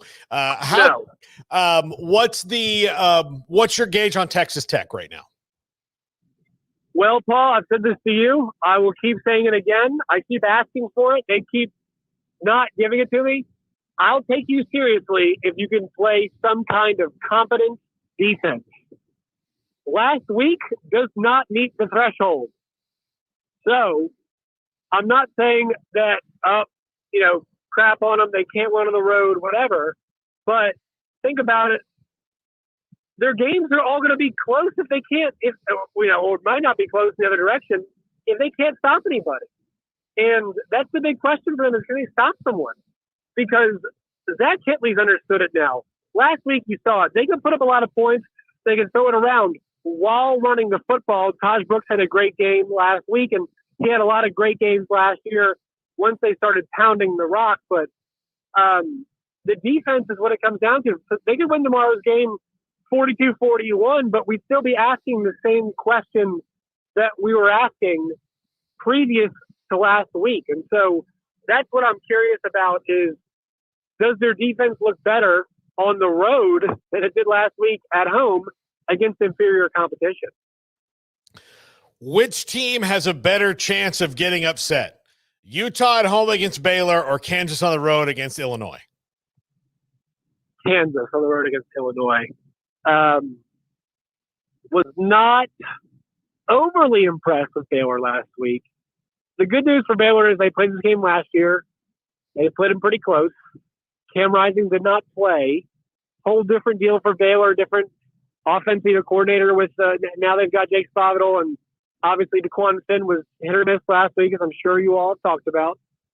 But they've got the personnel. I don't think is a problem for Baylor. They actually have the personnel to win this game. To keep it close, like they have personnel, sure. It's just execution for me has not been what you want it to be on offense for now. Year and a half, 2 years, 2 years in a game, whatever you want to say. And even when they won the Big 12 championship, it wasn't like we were talking about a gangbusters offense. So that's where my questions lie, is with the Baylor offense. Can they keep up in a situation where they might have to keep up? Because Cam Rising looked fresh last week. They've got some questions of their own to answer. Do they look good against Power 5 opponents? Power 4 now, excuse me. RIP Pac-12. But does he look good enough against Power 4 opponents? I think he can. But it's the road situation for Baylor that scares me. So tonight on the road for, KU against Brett Bielema is a competent coach. So I think they've got a good enough game plan. But KU, this same KU group really stuck it to Illinois last year. And obviously the Illinois team at home wants some redemption, different quarterback, I know all that stuff. But yeah, I would say KU because they're on the road against a Big Ten team, as opposed to Baylor, on the road against a team that was picked to win the league this year in what is now a non-conference game. Yeah. But it's It's Baylor only has one more, I guess Utah too, only one more non-Big 12 game technically on this schedule. All right, last up, I left this for the end because to me it's a very intriguing matchup. Given that Oklahoma State really good at home, looked really solid last week against admittedly South Dakota State is an FCS team, but they're the best FCS team. And they looked really good. They handled their business. They did what they were supposed to do. Arkansas is a team, and you live in Arkansas, they're painted into a corner. But Taylor Green is super athletic. Bobby Petrino's calling the offense now. How much at risk do you think the Pokes are on Saturday? Well, the line, it was funny. I'm not sure if you all saw line movement today, but it jumped from 7.5 to like 9.5 and 10. So like in the Arkansas book, which obviously are going to take more action on Arkansas, it was 9.5, and then I started seeing it at 10, 10.5 in other places. There's a reason the money's coming in on the Pokes. It's because they've got a better coach, the group, not a massive physical advantage, but like when was the last time we were like Oklahoma State's got a massive physical advantage? They are susceptible to playing poorly against teams, like BYU last year, good example. But they've got more cohesion. They've got more guys who have been together for a period of time, and I think that benefits them a lot, having that kind of in the arsenal. So I'm actually not like, if Arkansas is gangbusters, they're gangbusters. It's a huge shock to everybody. But they scored on all 10 drives last week against UAPB, and UAPB was a 2-9 black team. And I'll tell you what, man, they're fired up here. Like they're like, oh, here it comes. Bobby's back. It's like, yeah, that's not really a good barometer. So it's almost like week one again for Arkansas. And I don't like going week one again. Also, they didn't punt or kick any field goals. So like in a game, it's like, that was around a touchdown spread for a while. Your kicking might be important, and we haven't seen any of the kicking from Arkansas yet. So I think that could be a big advantage that Oklahoma State has. So I like the Pokes. Might be a competitive and closer-ish game, but I think Oklahoma State eventually does get the job done and probably distances themselves just a touch there maybe at the end. Josh Neighbors, Big 12 Watch, out of this. Josh, have a good game tonight, my friend. I'm driving to Carlisle, Arkansas for Carlisle and Junction City. I can't wait. I don't know that those two places are real. I could have lied to you, and you would have been like, great. Sounds fun. No offense to the people in Arkansas. I've just never been to that part of the state. That's fine. I have an ex-girlfriend from Carlisle. We're not fans. It's fine. It's okay. Well, hopefully you can avoid her. We'll Josh, try. Yeah. Best of luck. Bye. Josh Neighbors, Big 12 Watch. He'll be back on video with us next week, but had to travel to the wilds of Carlisle, Arkansas. Seems sketchy. Yeah. Seems sketchy. Yeah. No, I mean, I don't know. I drove when we moved Amanda down here in 2021. We drove to Memphis. We stayed the night in Memphis and at the Peabody so she could see the ducks. You know the Peabody, the ducks, the Peabody. It's a pretty cool thing, But then we went from Memphis home, and that Memphis through Arkansas drive is awful. It is awful. We made it at night, so I didn't get to see it. Okay, so it is, and Peyton Sawyer is going to join us in just 1 second. It is all trucks because you've got DHL, FedEx, and then Walmart. Oh, yes. Like they're all just, in between, like all these things, Memphis and Bentonville. And, so both ways, it's just like you occasionally will see like another like actual car and not a truck. And you're like, hey, buddy. And then it happens to be those 2-lane highways too. Do you want a caravan? Yeah. These guys all have radios. We don't. No. But like, you want a caravan so that we could it is the whole time all I thought was we got a great big convoy heading on to the night. You know that song? Do you know that song? Yeah, I thought about Convoy. I thought a lot about Smokey and the Bandit. That's where I was going with I it. thought a lot about Smokey and the Bandit. Eastbound and down, loaded up and trucking. And that is a gift from me to you, Peyton, to bring you on of me singing 2 little bits of old country songs. I would expect nothing less. Peyton Sawyer, rankingsrightnow.com. Peyton, full disclosure, I forgot to send your graphics to Garrett, so we're going to have to wing it a little bit here on what you're doing. But you guys, and I'll put the link in the chat, you had a nice week at Rankings Right Now. You did all right in your predictive models. What was the thing that kind of stood out to you the most week one? Well, two things. One is week 2 by far is the hardest. It's a nightmare to predict because you don't know 26 beyond, right? It's a black hole. You can get a little bit of a feel for it. So, Georgia Tech kind of snuck in there late, which is cool because they beat Florida State. And then I'm curious now on what people's thoughts and opinions are on Georgia Tech now that Florida State had the kind of mishap against Boston College. So that was one thing that kind of stood out to me. But Miami got a lot of love from the AP poll.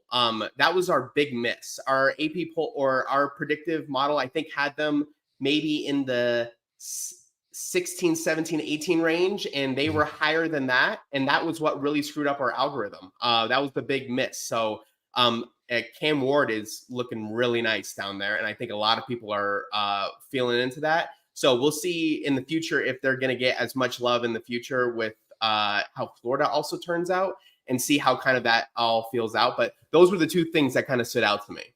Yeah, I don't know if at the end of the season that's going to feel like a big win. Right. Yeah, I don't know. They'll just get their little like SEC participation, like congratulations, you beat an SEC team at their place, like little sticker. And for the ACC or the Big 12, the only guarantee into this thing is to win it. As where in the other conferences, have 10 wins and you're probably going to be in the playoff unless there's 4 or 5 of you with 10 wins. And even then, like only one of you is probably going to feel the burn of that. Correct. Out of those. And no one's even really paid attention to that before. Like, has anyone ever paid attention to the final rankings of who's usually 8, 9, and 10?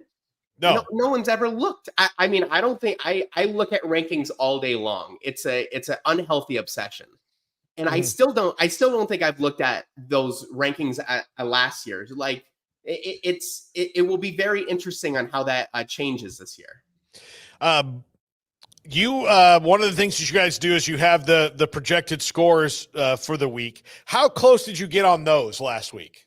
You know what? So the projected scores we don't actually take into account. We take those from Vegas sportsbooks. Okay. So that's what the public is thinking, and it makes it a little bit more interesting. And from a user engagement perspective, you want to know what everyone's kind of betting on. So we take the over under, we do a couple of calculations in there. We look at the over under, we look at the spread, and then we kind of make those calculations there. Sometimes we have the data, sometimes we don't.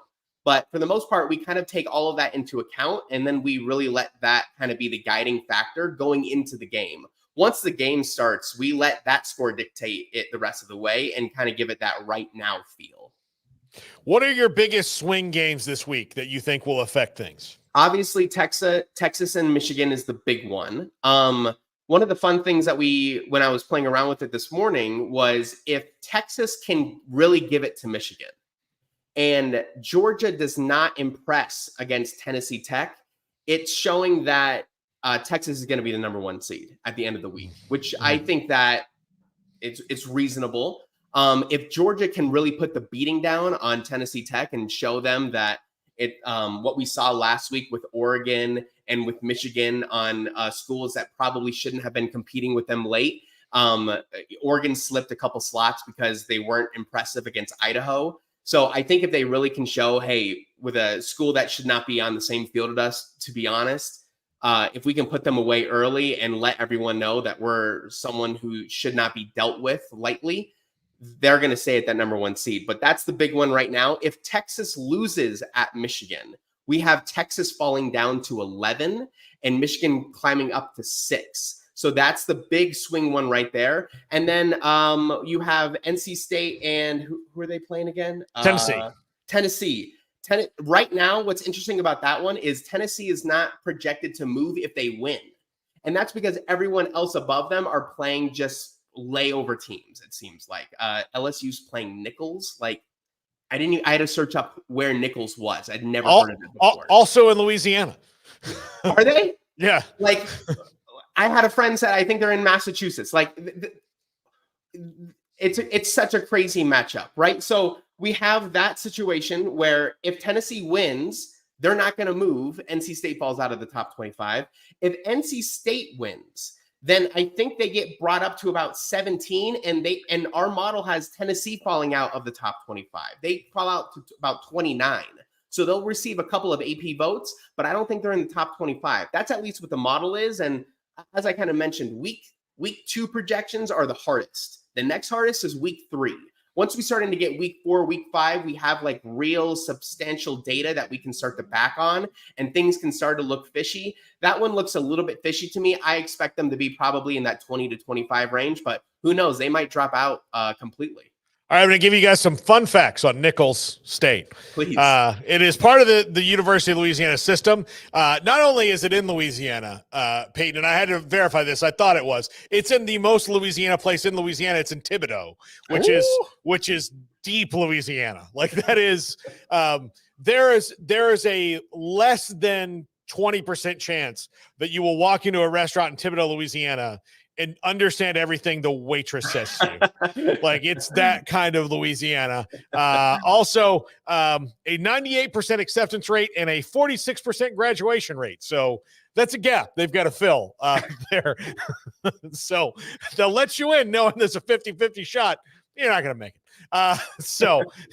But that's Nichols State there.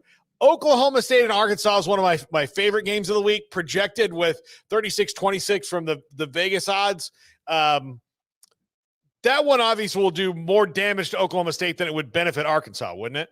I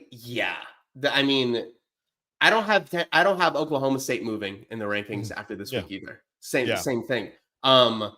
Arkansas, give me a score. What do you think if Arkansas upsets that game? What happens? I think it would be in the 34-31 kind of a 34-31. Here we go. Let's see what happens.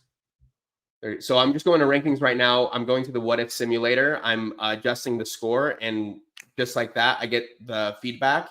So if that happens, we have Oklahoma State at number 31 out of the AP top 25 if they lose to Arkansas. What's interesting about that one as well, and I can also look at all teams to find where Arkansas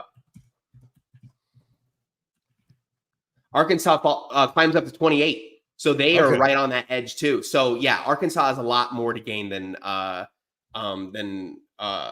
we were just looking at again. Oklahoma State. Oklahoma. Sorry, way too many games today. Yes. Oklahoma State has everything to lose versus Arkansas going into this weekend. So you said, again, week 2 is the hardest to predict because week 1, and you're in this part right now where everybody's they're kind of on extremes of the schedule. They're either playing a pretty difficult non-conference game or they're playing, a guarantee game. Right. And so that's really hard to predict. So how do you, are you looking forward, at least does it simplify after this week as they start to see more and more conference games and you can kind of get maybe a more realistic look about where the river is flowing?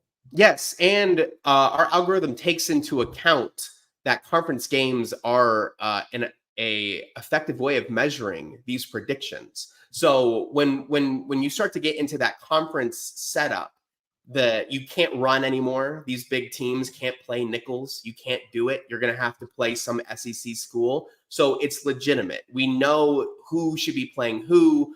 Our algorithms take this into account. And now we are not left into the dark of, is Boston College legit? Are these teams that put up a good fight early? Is Fresno State legit? Is Michigan legit? We don't really know because there's no context to go after. If you remember a couple years ago, LSU had Leonard Fournette and they just ran through everybody the first 8 games. I want to say they were 8-0. And I don't think they won a game after that. So it's really tough in those early games to get a good gauge of exactly who you're playing and how dominant you really are.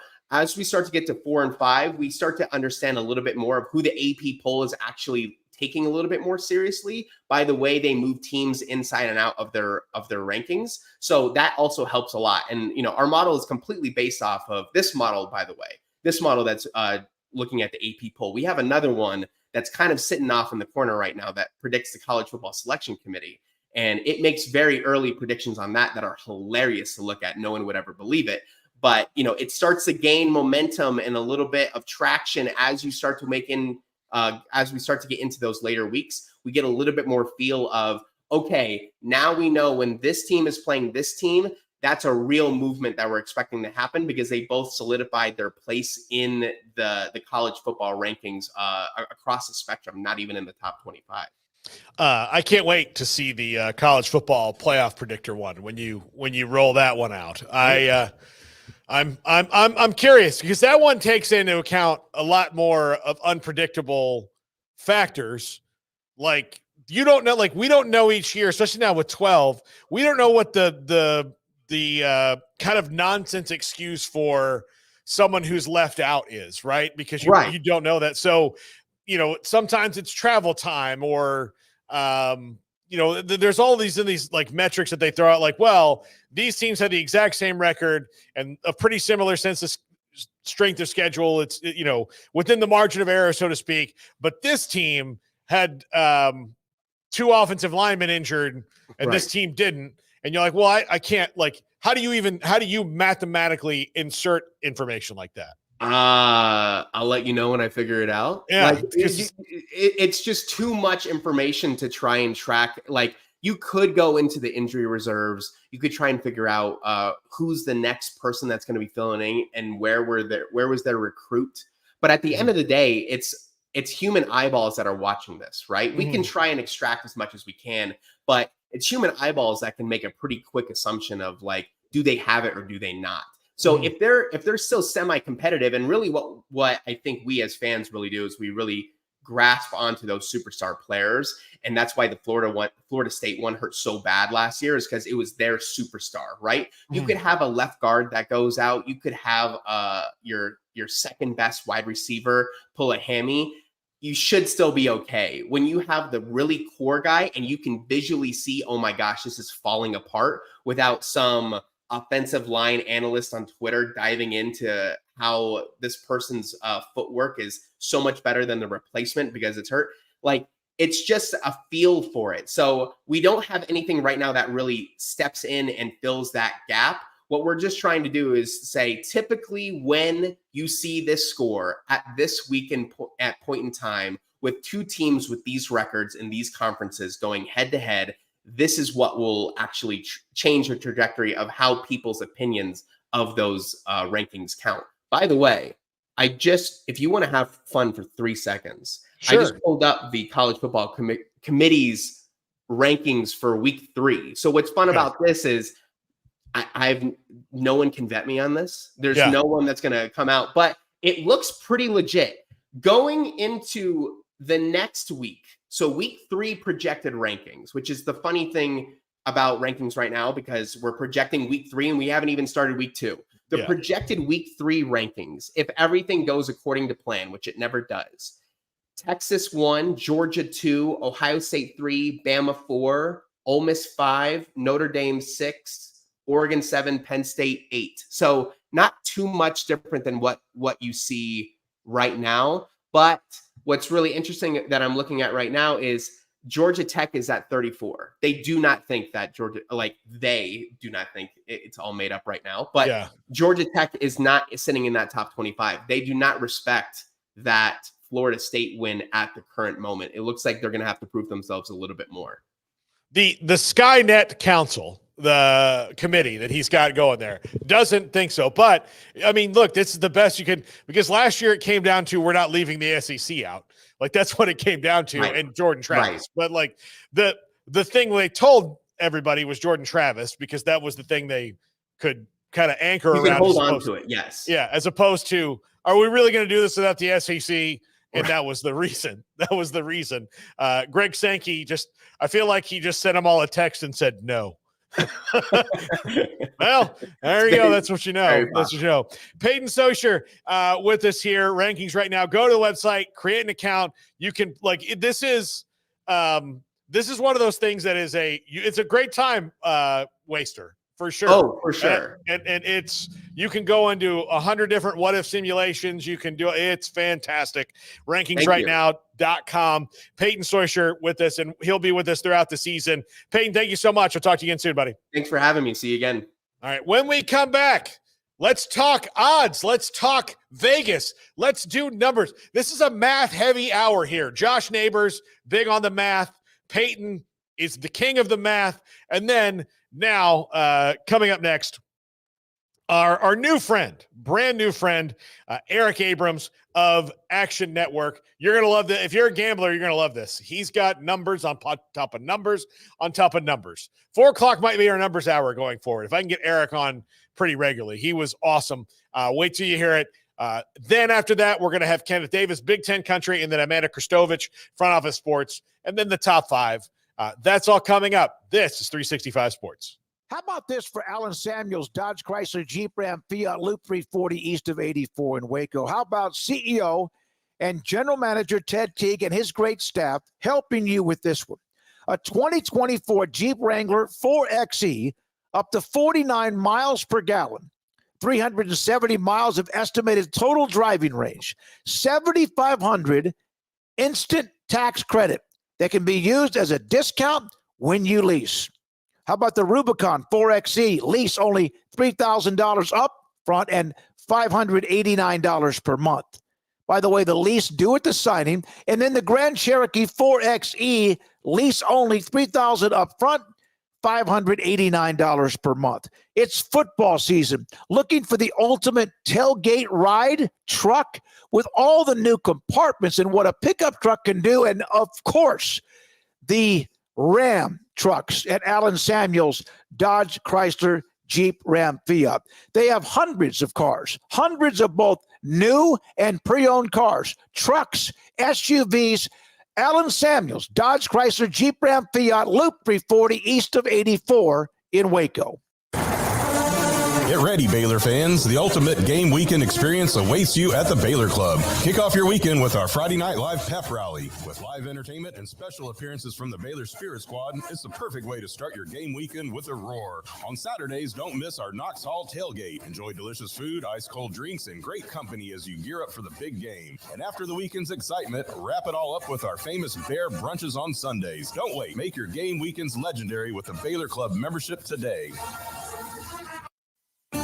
There are 26 letters in the alphabet, over 600,000 words in the dictionary, and just 3 of them said together can change everything. Let's order pizza. Those 3 words lead to dough made from scratch and 3 fresh signature cheeses that blanket golden crust in a heavenly melt on Marco's Pizza that'll blow your mind.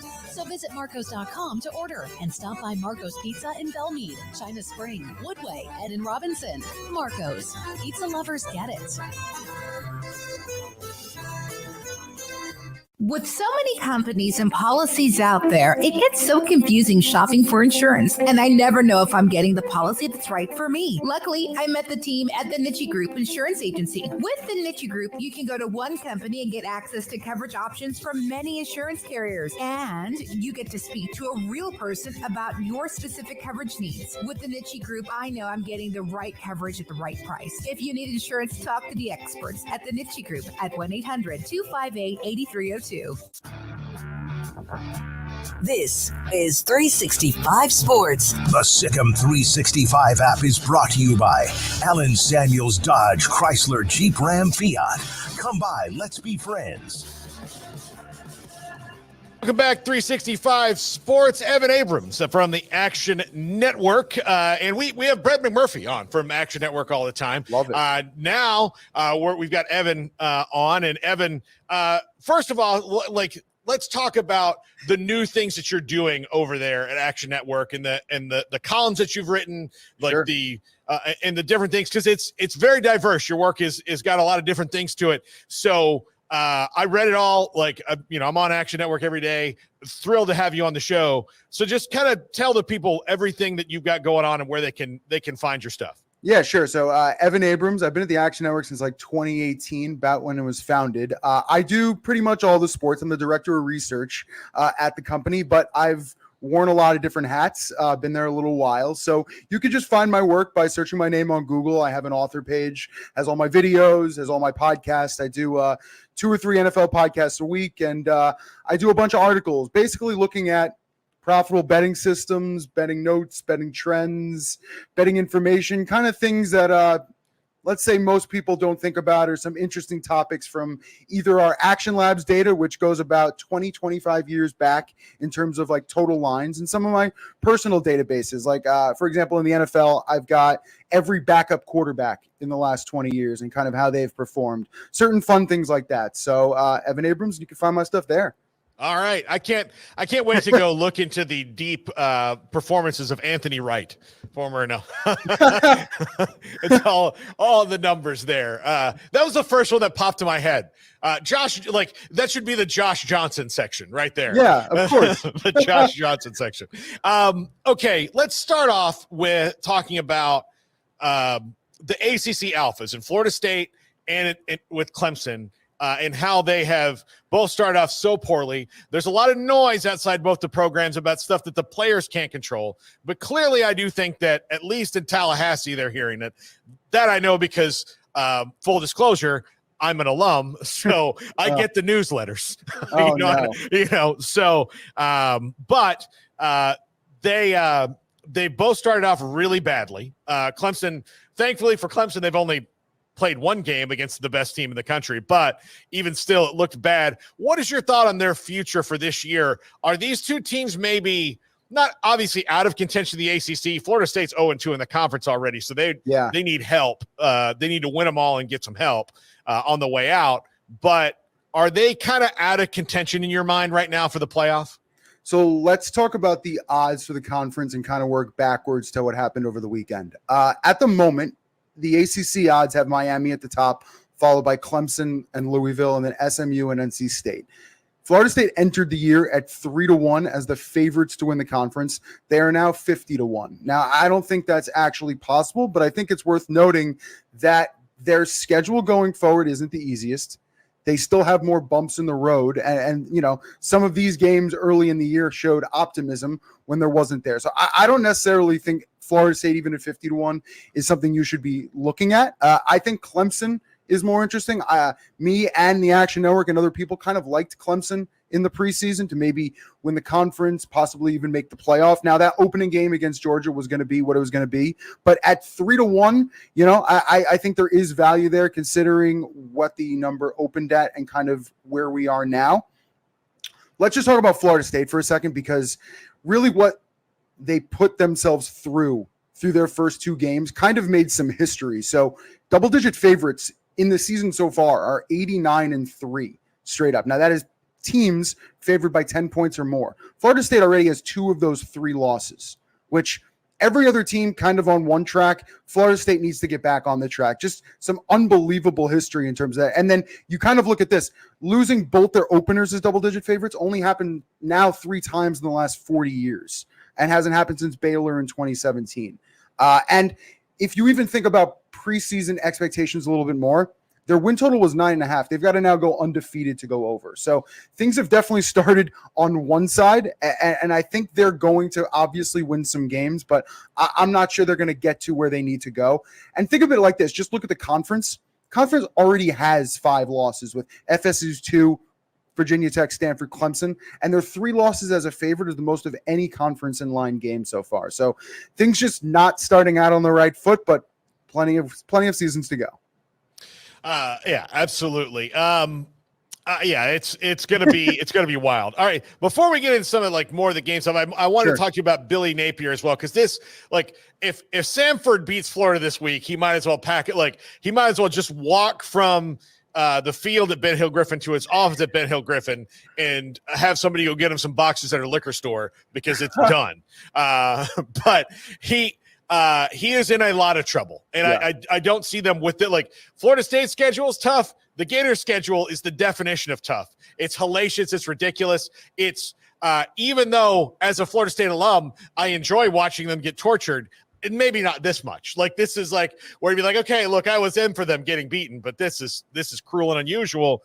But Billy Napier ahead, possibly with DJ Lagway at quarterback. If Graham Mertz comes back, Graham Mertz is probably going to be back in because Billy's doubled down on him, unless DJ's just that good. What do you see as the odds that he keeps his job, and where in the season do you think he has to get through to finish this year? Yeah, so I think some perspective on what Florida was supposed to be is a little bit helpful. But before I start, there's a rule in betting.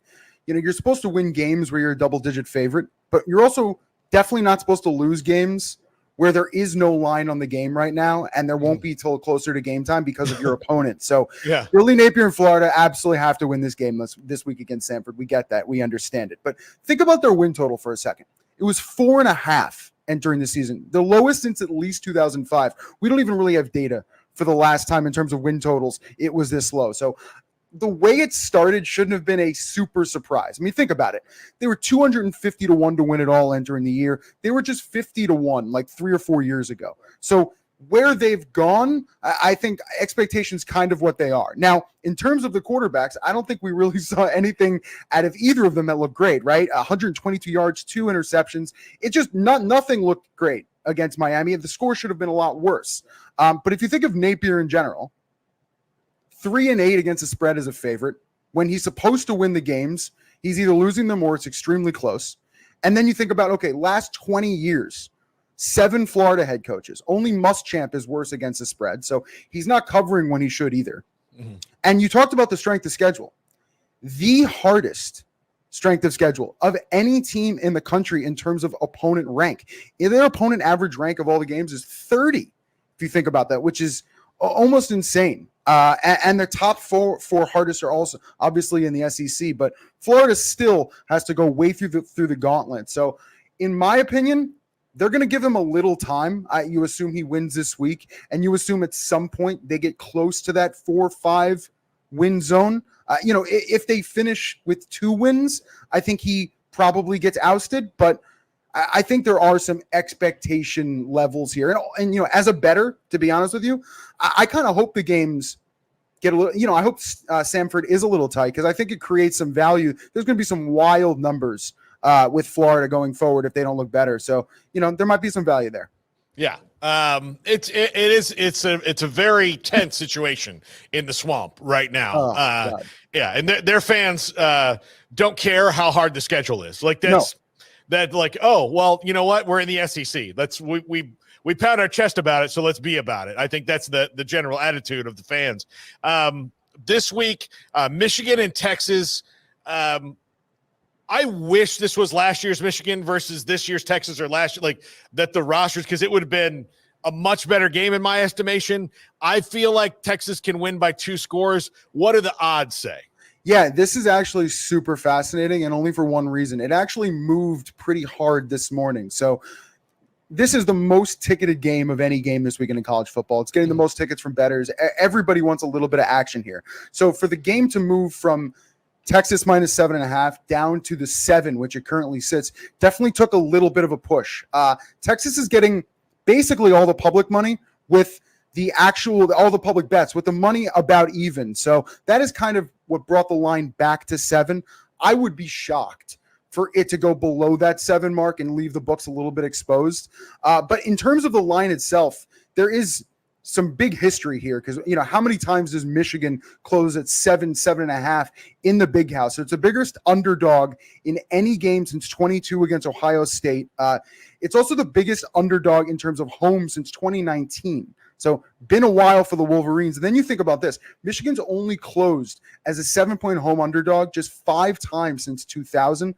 0-5 in those games. Their last win in that spot, 1995 against Ohio State. It has been a long time since Michigan has been, I guess, doubted in this sense. And that probably talks a little bit more to Texas and what Texas did last week against Colorado State, the great game they put. And also Michigan, you think about it, right? They didn't play great against Fresno. 30-10, it was kind of close. I even had some money line tickets live on Fresno. I thought there was a moment there, but I don't think they looked fantastic. So that's kind of and then you look, one other thing I think is pretty interesting, the preseason game of the year lines, which in the preseason, if everyone doesn't know, some of these sportsbook put out the biggest games and they put out preseason lines.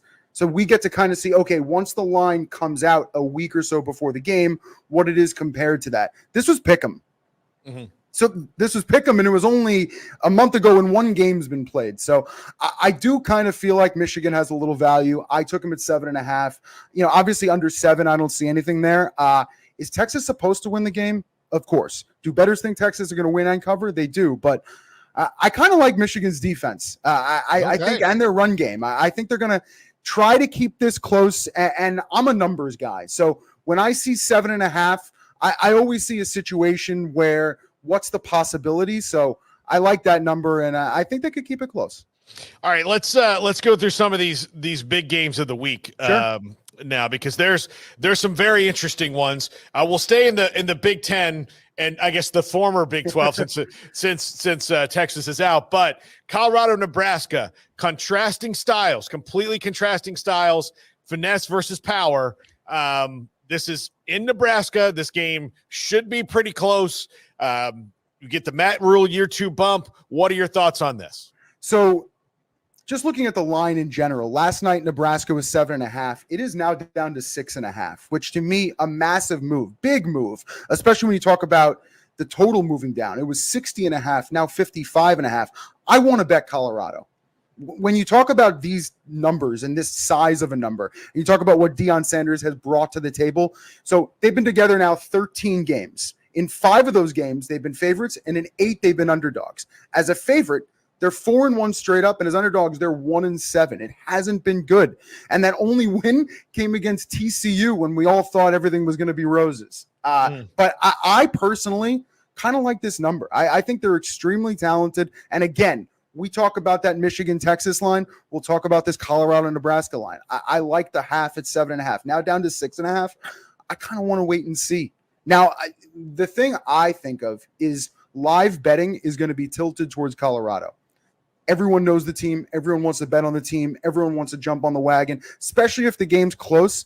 I think Colorado is going to get a little bit of a bump because people are going to go that direction. So if it rolls back to 7, I think that's the bet in pregame. If not, I think you just got to wait it out. Okay. Wow. Yeah, that's the one of the ones I was just like, I'm picking Nebraska to win, but bet wise, I wouldn't to me, it's too I don't know whose style's going to win out and win in this game, right? Yeah. Because there's just going to be moments. It's going to be, like you said, hard to follow. I like that you confirmed what I was thinking. I mean, but you also think about it. Last year we saw this exact same game at this exact same time. So trying to compare those rosters, right? I mean, 36-14. So I think there's a little bit of precedence. So I felt the 7.5 was a little much based off of what we've seen. So probably why the move came down to under a touchdown. Yeah, absolutely. Okay. Oregon and Boise State. Boise State, Ashton Genty, big offensive presence. Oregon tripped up a little bit last week. What did the line say about how they feel about Oregon? This whole line and this whole situation is all tied to Idaho, and I don't think I ever would have thought that going into this one. But it is what it is. We were all on our phones. We were all staring at this one, thinking that it was going to be the biggest upset in college football history. Got lines back to the 70s and 80s. We hadn't had one as big as that. So seeing that and reacting off of this next line is exactly what happened. It was 24-24.5 entering that Idaho game. Now we're about 19.5. So it's really moved about 5 points, and I think it's moved too much. I do like Oregon in this spot. I would listen. When you're talking about key numbers, I prefer that 17 range but I'm not going to complain with anything under 20. And Boise State has some interesting history because when you first look at this line, you say to yourself, man, when was the last time Boise State got this many points? And usually it's not, because either they're up to the competition or they're playing their conference opponents. So interesting nonetheless. At a spread of 14.5 or higher, which it's definitely going to close at, it'd be their largest line as an underdog since 2001. So It has been a long time. And here's a good one. It was against South Carolina and Lou Holtz. So a fun one nonetheless. But to me, even if you look at the box score, Oregon and Idaho, it just wasn't close. First down, 31-10, total yards, 47-217. Even time of possession was only about 20 minutes in Oregon's direction. So Oregon usually does good in this spot. Last 20 years, our Action Labs database, 4 most profitable teams as a favorite: Oklahoma State, Penn State, Ohio State, Oregon. They're all favorites in week 2 as well for fun, but I like the Ducks here. All right. Tennessee and NC State. NC State's they're a little rascally. a little rascally. Are they rascally enough to cover and maybe win? So this one opened at 5.5 August 28th, long time ago. Now 9.5. So that's kind of the direction we've seen when NC State struggles in their opener. Now you get Tennessee and getting all this love. I've been riding the Josh Heupel train in the first half for now almost, it seems like 18 months for me. He is 41, 17-2 first half ATS, 22-7-1 first half ATS away from home. I do kind of like that spot for him. To me, full game, I can't pick it. I'm not going to go either way full game. I do think that 5.5 first half under that 6 is an interesting number for Tennessee, and I'm going to play the over. Tennessee puts up the numbers they want. NC State is not the team we saw last week. I think we could see some points. Yeah, I agree with you. Grayson McCall, like you can't like. Nobody's going to be listing him with Shadur Sanders and Carson Beck when it comes to the end of the year in the draft. No, but he's just that dude in college where it's like, all right, go make it up as you go. And he's kind of that way, which makes it hard to put your thumb on what NC State's going to be. Yeah, and between him, Cam Rising, I want all these quarterbacks with experience, putting up points. It makes at least it's an angle for me to take. Yeah. All right. Well, we'll wrap with Cy-Hawk and the a game where I'm sure plenty of people are going to hit that under. Like they want to hit the under, they want to hit the under. Have things changed on that at all in your estimation where somebody might win on the over in this game? Yeah, this has moved too far for my blood, even though this is a game that really I love it deep down in my soul. So the total opened 38.5, now down to 35. Okay. And Iowa unders. It's, even if you know nothing about college football or even betting, you've probably seen something about their punting or unders in their games. It was 21-6 entering last week, best mark in college football the last 3 years. We did get an Iowa over because they scored so many points. And the best part about it is, and I had to look it up, Iowa's never started 2-0 to the over in my database. It goes back 25 years. I can't find a time that's happened. So we might be in for something new. At 35, it's just way too low. If anything, I would be inclined to nibble on the over, but then wait live. If you get a punt or something like that, that's probably just going to crater, and I feel like we will see some points. My actual bet on the game is Iowa State at 3. That's the one I'm probably going to be looking for. I do think that they're a little underrated in that spot, and looking at the board right now, it looks like it's probably going to hang at 3, open to 2.5. So that's the angle. And then really Matt Campbell. He's been a cash cow as an underdog at 3+ points, 31-16, 66%, 5th best of any coach in the last 20 years. So I'm rolling with the Sykes. All right. Evan Abrams, Action Network. Go check out those Action Labs database. Evan, let's do it again. This was so much fun and so informative. I'm a novice to betting. Like, I understand all the terms, but plus I live in Texas and can't. So, yeah. So, yeah. One, if the Adelsons get their way, please. Yeah, if they get their way. But Evan Abrams, Action Network, with us. Evan, definitely, we're going to do this again. Really enjoyed it. Awesome stuff. Go watch all of his podcasts. He'll have all this stuff on the NFL as well. Evan, thank you so much, man. Yeah, appreciate it. Fun time. All right, Evan Abrams, Action Network. This is 365 Sports. IdealMRI.com. I was inside of the state-of-the-art imaging machine this morning. I've told you and I've described that I've had this just almost numbing, just throbbing pain in my right hip.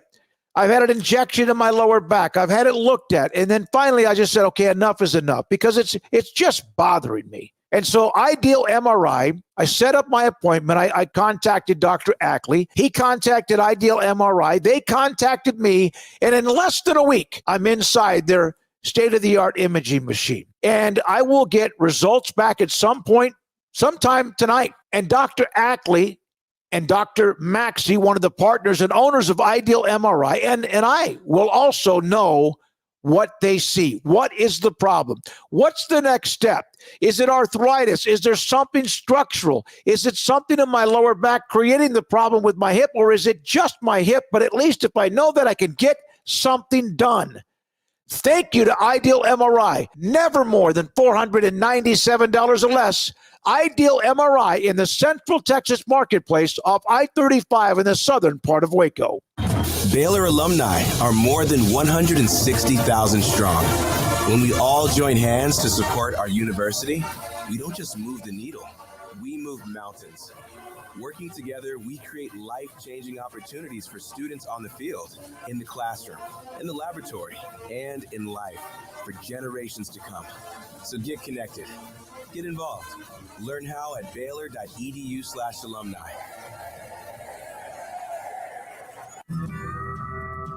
Midway Athletics and UBO Business Services are two names that exude winning. From Midway's top Central Texas Star test scores to college-like extracurricular facilities and UBO Business Services industry-leading customer service scores, you can trust in these two winning programs. Best of luck to Coach Joe Gillespie and the Midway Panthers. And look at your sticker on your office equipment. If it does not say UBO, call Midway Class of 2020, Duff, Daxon, Dane, or Sean Hunt at 254-709-2101 or ubeo.com.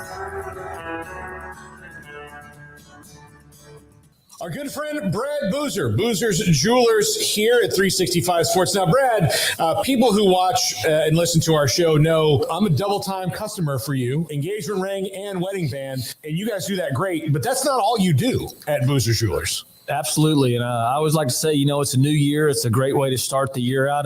Go through your old jewelry. Go through your wife's jewelry box. Go through anything you're maybe not wearing, something that's broken, something that you're not using. We do a massive amount of custom work. We can take your old jewelry, old diamonds, old watches, and we can convert it into something special for you and make a one-of-a-kind piece of jewelry. And if that's not something you're interested in, a great thing is we can turn that into cash. So we buy gold, we buy diamonds, we'll buy Rolex watches, any kind of heirloom jewelry, anything that's maybe passed down to you. Boozer's Jewelers, where do they find you, Brad? We're at 1025 North Valley Mills Drive, right on the corner of Lake Air Drive and Valley Mills with the big clock on the corner. This is 365 Sports, powered by Sikkim365.com. This segment is brought to you by Bud Light. Enjoy the smooth, crisp taste of Bud Light beer. Easy to drink, easy to enjoy. 65 Sports. This is the second time we've had Kenneth Davis on the show.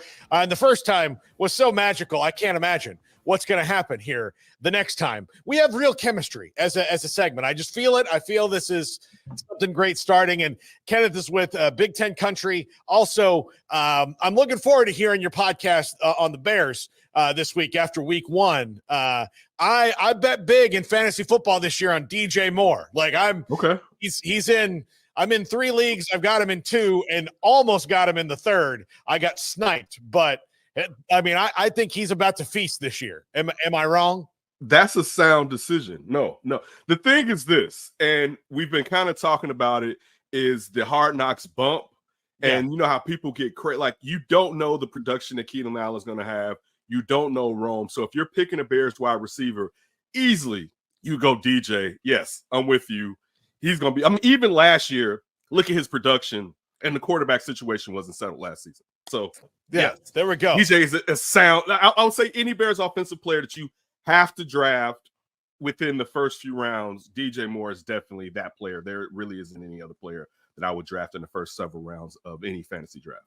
Also got Caleb Williams with my very last pick. And I couldn't believe it. I got Jaden Daniels, but it auto-selected. Yeah, because I was preparing dinner and I was running upstairs because I was trying to let her take a load off. She had a long day, and it auto-selected Jaden, but I wasn't upset because I kind of want that upside guy anyway, like you had with Caleb. So I was like, cool. You know what? Like, if everything works out and he plays as well as he did last year at LSU, I got a guy that I can stash and I can use. So I like how you're going. So you see now the vibes are vibing here. It's right there. Listen, yeah. I mean, we've been apart for too long, clearly. All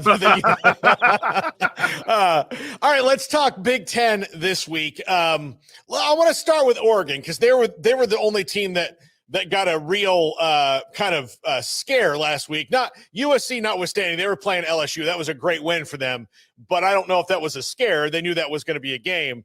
Oregon, though, had a scare. They played sloppy penalty-wise. They didn't capitalize on opportunities when they had them.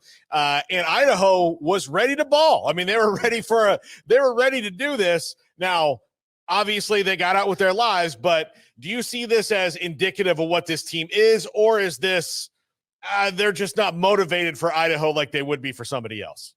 I would hate to say that they're not motivated, but it was shocking to say the least. And also just the need for the attempts passing wise from Dylan Gabriel stood out. It's like, what's going on with the running game? Like the thing, a large thing the under center that we talked about with these Pac-12 schools entering into the Big Ten has been the trenches. And when just that game alone, and it's early because I've really been big on Oregon entering the Big Ten and being a team that can give Ohio State being the only team perhaps this season within the Big Ten that can give Ohio State a run for his money with the amount of weapons that Ryan Day has at Ohio State, and also, of course, bringing in Chip Kelly. But I was shocked. But I got enough faith in Dan Lanning in Oregon that this was kind of just one of those situations where they were down, like you were saying, that perhaps they were looking ahead instead of focusing on the team at hand. But there were definitely some questions as far as how they're going to be able to function in conference play within the Big Ten when things really get going here. They have Boise State this week, who has one of my favorite players. He's actually been on our show a bunch of times because he's from Texas, Ashton Jeanty, who is like, he is as electric as any player in the country. Like, he is fantastic. And back at Boise State, he scored 6 touchdowns last week. Don't think he's going to score 6 again. And he might have to beat Oregon. But I don't think that they would ever, given the history between these two schools, be able to take Boise State lightly at all. So I expect a different Oregon this week, but they're going to be in for a fight for sure. 0-3 versus Boise State. So as you pointed out, you shouldn't be able to take. I think anybody now. It could be a situation where we live with recency bias, but I feel like if anybody has been watching college football for like the last 15 or 20 years, you kind of know not to take Boise State lightly. I'm with you. I think that they should be able to come out and really play Boise State well. And I'm looking forward to this game to kind of set the mark and kind of put away the questions that I just mentioned a second ago, where we can see the total offense with Oregon functioning properly, but also you can see some of those studs on defense get after the ball, particularly to stop this running game, because you regardless, Boise State's about to run the ball down your throat. Yeah, absolutely. The biggest game of the week is Texas and Michigan.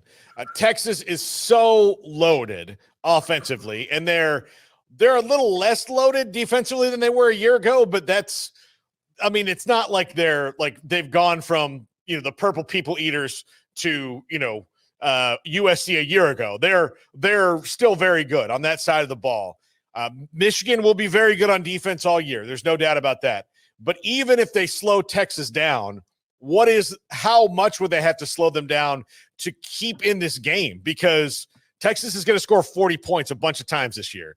If they keep them to 28, can they score 29 points? I don't think so right now. Yeah. I don't see Davis Warren being able necessarily to pull it off, and we still don't know kind of how they're going to use Alex Orji. Now, we've of course seen the discussion about how Alabama implemented Jalen Miro against Texas. Steve Sarkisian has mentioned that, but I haven't seen it offensively. And I'll say this though, Paul, and you could help me with this, being that you look at Texas and you also look at Michigan, knowing they were going to have the first really game of the season versus each other between two blue bloods, basically, right? Mm-hmm. How much of the offense were they not necessarily showing last week is kind of a question for me. I know Quinn Ewers had a decent game, even though he didn't do well as far as passing 20 yards or so. But still, that's kind of the question. The Michigan's defense is still stout, which gets to your point. Like, Michigan's defense may be able to slow Texas down and keep them within the 20s, but Michigan's offense, you didn't even see them implement the offense that you expected from this necessarily to take place. And there's just a lot of questions when I'm looking at Michigan's offense, to say the least. Yeah, for Texas, obviously they didn't put out the full load of hay last week, when they were there. But Quinn Ewers will get in a rhythm. They have that. The big question is, look, they're down to their third and fourth running backs, who are both very, very talented and good. It's just not what they wanted, or second and third running backs. They're not what they necessarily wanted going into the year. So if those guys get contained, then that's going to be difficult for the Longhorns. But again, what are we talking about contained here? If this is in the 20s, then the defense will probably be able to do its job, but can it be reciprocated? That I don't know. I mean, and they might have to rely on some defensive touchdowns or a block punt or something to shift the momentum in this game, because if you want that offense to score 3 or 4 touchdowns, I don't see it against this defense. I love everything you're saying. And on top of that, you look at the fact that you didn't get the game from Donovan Edwards that you thought you were going to get. Mm-hmm. Again, perhaps they're kind of holding him out. You got Cortland Loveland, and the stud he is. But like when you even think about that, you have one offensive pass catcher that Texas is really fearful for. It's not like last year's team where you had several. So for me, I'm Big Ten City here, but I'm definitely leaning towards Texas in this game. We had Alex Hull join us from the Michigan side this week. And he pointed out that he has Texas winning also. But with Michigan, you kind of never know. And if the offense picks up quicker than what we expect, perhaps it may not necessarily be a victory. And I hate to use a moral victory with the national champion, but it also could just be one of those things where the game's a lot closer than I feel like. And I don't know how you feel about the game, so let me say me. I think if the game's a lot closer than it's expected, that may be something for Michigan to know, you know what, we're not as far as from last year and from the roster and the coaching that we had last year, and we can get this back on pace. I know a lot of Michigan fans are kind of like, well, everything's a wash this year because we won a national championship. But in your heart of hearts, they don't want to be out of the playoffs if they don't have to be out of the playoffs. And it can vary from them being a single-digit 7-win team to perhaps a team that can get 10 victories. Right now, though, with Michigan's offense, even put it like this, and I'll end it right here. When you look at how bad they were on third downs, they were 0-6 on third downs that were 7 and longer. You think about, and we could talk about the fact that J.J. McCarthy, a lot of last year in those big games, they went away from him, but you always got to give him props for how vastly efficient he was on third and long. That was basically in passing his best attribute. So that's where I'm really fearful of Michigan offensively being able to continue. Even if Texas defense wasn't last year's defense, I'm hesitant to believe that they'll be able to take on Texas. And to your point, to end this, keep up the score, because that's the thing. Sometimes your defense doesn't have to be great, but can you run with me if we're talking on the offensive side? And I don't think Michigan can keep up with the dogs that Texas has on the field offensively. Yeah, I agree. I think Texas wins by 2 scores. I don't know, I think it might be 2 scores. I don't see it being 3 or 4 scores, but if Michigan can muddy it up a little bit, they'll slow them down. But I think ultimately it just gets down to skill versus skill, and Texas has the advantage there. The Cy-Hawk game, Kenneth, I am optimistic. This game is usually hard for me to watch because it's sloppy. And I admire good defense, but there comes a point where 10 to 7 most of the game gets kind of dull, when you're just kind of between the 30s, that's where the game lives. It's can somebody get close? I'm fine with that, but this sometimes is offensive malpractice, and it seems to affect the entire state of Iowa. But I'm kind of optimistic that we might actually see some points scored in this game this year, because both teams appear to be better, especially Iowa State, better on offense than they were a year ago. But even to the defensive point, you talk about SP plus and top 25 on defense. And Iowa State is one of the first teams out of the 8 that Iowa has to take on this year. Mm-hmm. And Iowa, of course, being one of the top teams that lasted 3 of 5 years at SP plus when we're talking about D. So I'm with you. And it's funny when you say that, because I hear people arguing about taking unders and how people are like, man, you're not wishing for scoring. Yeah, I'm fine with a close game that's not a high potency game if it's probably on a professional level. I think when we're talking college, and as you mentioned, it gets kind of sloppy and it's not proficient offense, it's kind of like I'm spending a lot of my day watching people kind of learning on the job rather than getting what I can necessarily get. It's the truth. It's the truth. But you look at what we think Tim Lester and Cade McNamara are going to be able to do with this offense. You look at the fact that you had 3 different tight ends catch passes. You had 2 receivers score touchdowns. I'm hopeful with Iowa, because if Iowa can average around, I'll go high 25 points. If they can get around 25 points, there's going to be a lot of teams that has issues beating Iowa this year. It's going to take really the top teams, like perhaps, even though it's not like they don't know them, but an Ohio State, like teams in that type of vein, to be able to be like, you can't keep up with the amount of scoring I can put on you. Even if you can stifle me, you can't smother me, and you can't get here to where necessarily if I can get this to 27 or 30. But I hope, but I have to see it to be, because I mean, if you're being honest with Iowa, I would be coming on here, Paul, lying in your face if I'm like, all the offensive worries for both teams, but particularly the Big Ten school, Iowa, they're gone. We don't have to worry about it. It was all Brian Ferentz' fault. No, it wasn't. This is an Iowa issue when you're talking about the fact that how bad they've been in total scoring, in total yards on the offensive side. It's been remedial, basically. But you look at last week, having 400, I think 475, something in the 400s as far as yards of offense. Hopefully, they can keep matriculating in that fashion. Yeah, I hope so. Absolutely. I'm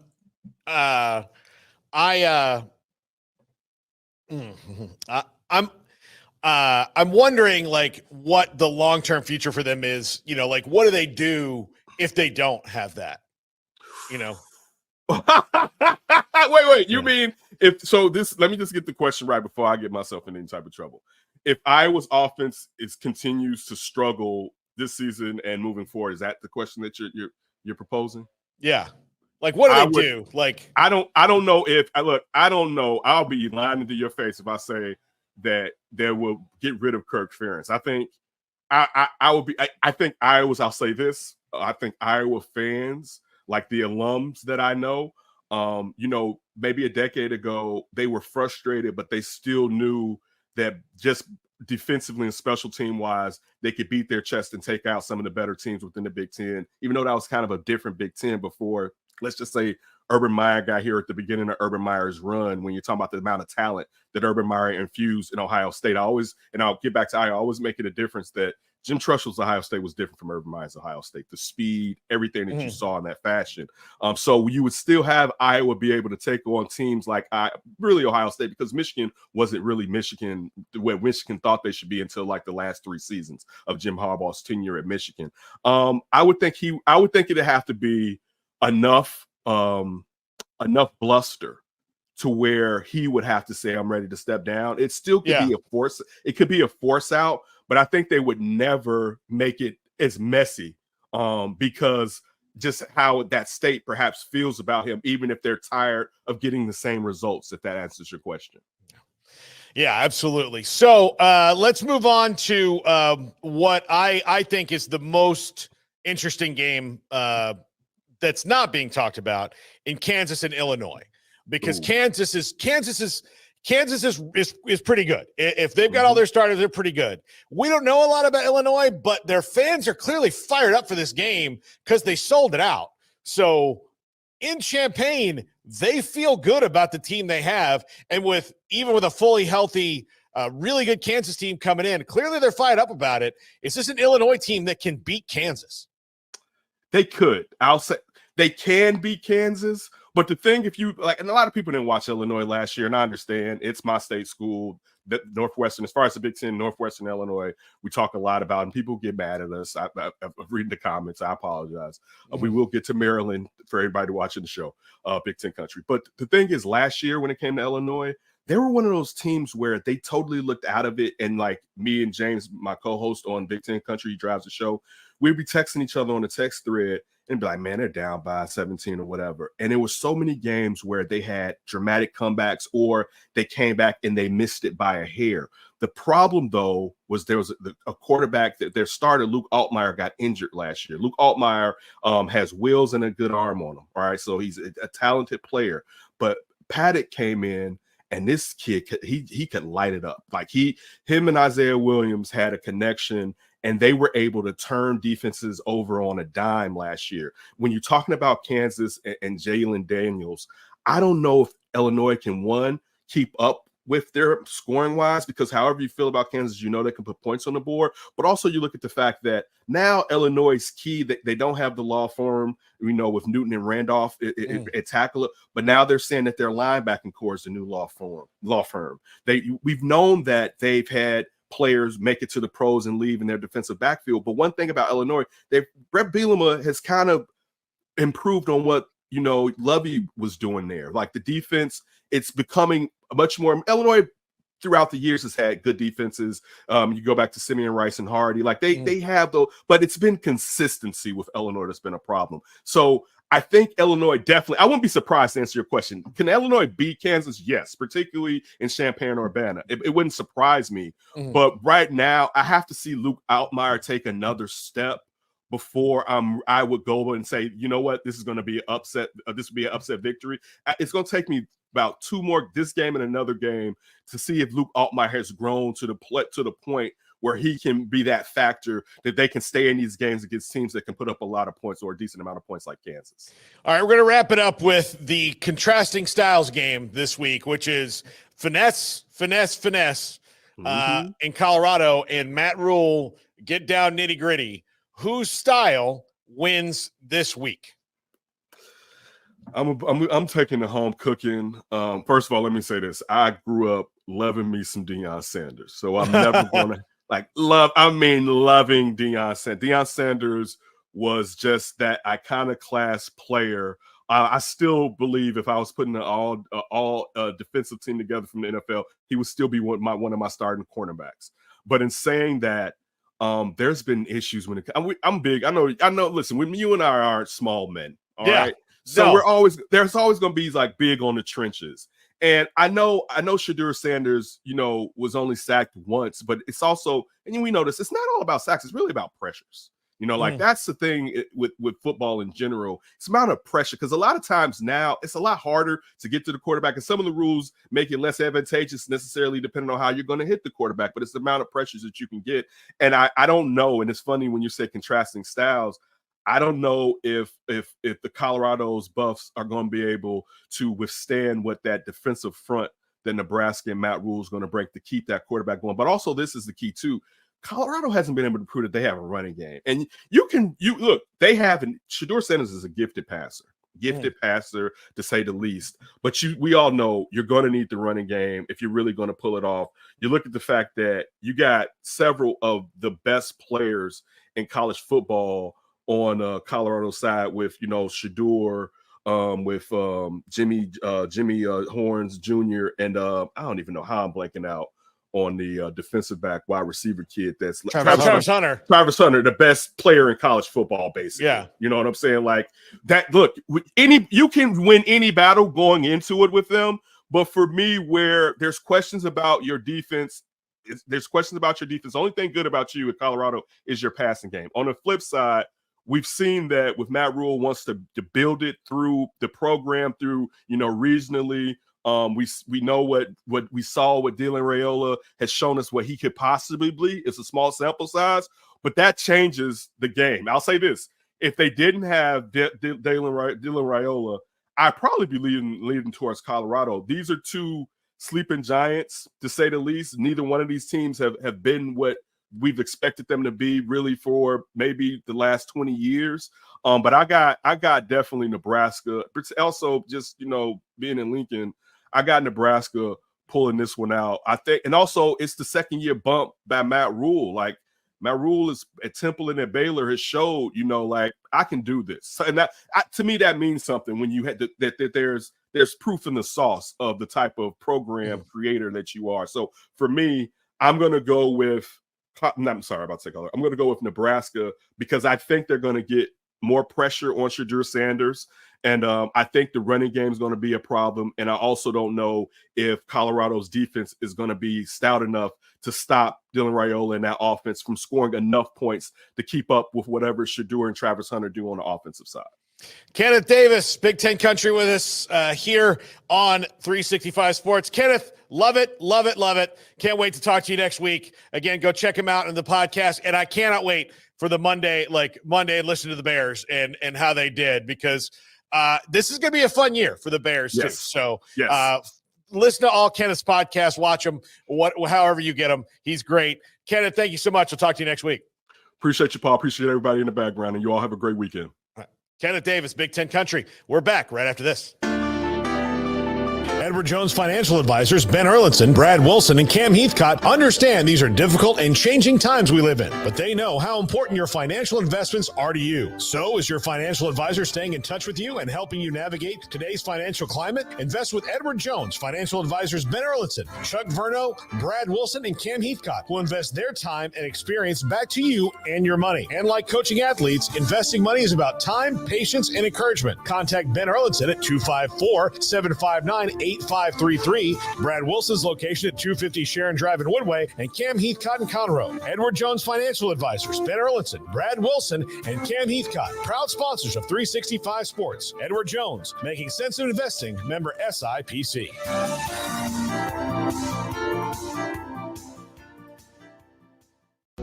Is your car ready for a makeover? Get ready to fall in love with your ride again at City Tire and Battery. City Tire and Battery is family owned and has provided expert service with top quality products since 1942. And with financing available, there's no reason to put off those much needed upgrades. Give your car the love it deserves and go see City Tire and Battery, located at 1502 South Valley Mills in Waco. New arrivals just dropped at Barefoot Campus Outfitter in Waco. Looking for the best Baylor gear? Barefoot is the place to grab your gear. Game day polos, tees, tanks, caps, clear stadium bags, jewelry, and more. Barefoot Outfitters has all the essentials with unique campus apparel and offering comfortable garments and designs. Long-lasting images that people continue to enjoy wearing time and time again. Located right off I-35 on Spate, or shop at barefootcampusoutfitter.com and get free shipping on orders $75 or more. Go Bears!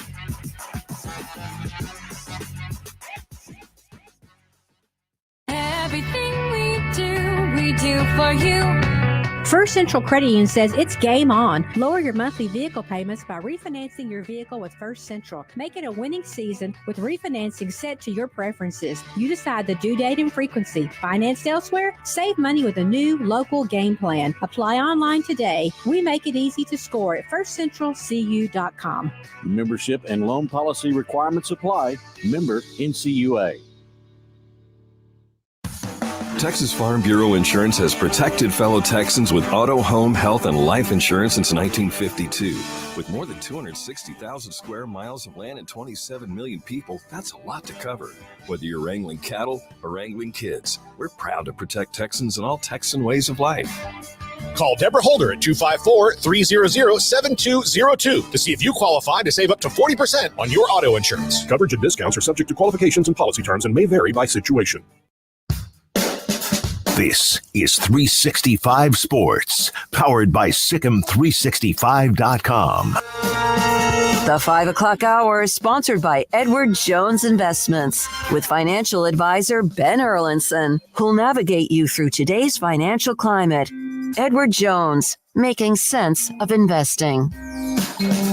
Now here's David Smoke, Paul Catalina, and Craig Smoke. Back 365 Sports, Amanda Christovich of Front Office Sports here. And Amanda, we've had you on many times and all this settlement business and the new business of the NCAA, which may be going away if college leader. I mean, that's a whole nother thing that we kind of got dropped on us this week, is that, hey, they're trying to figure out a new way to do this, which is probably a good idea.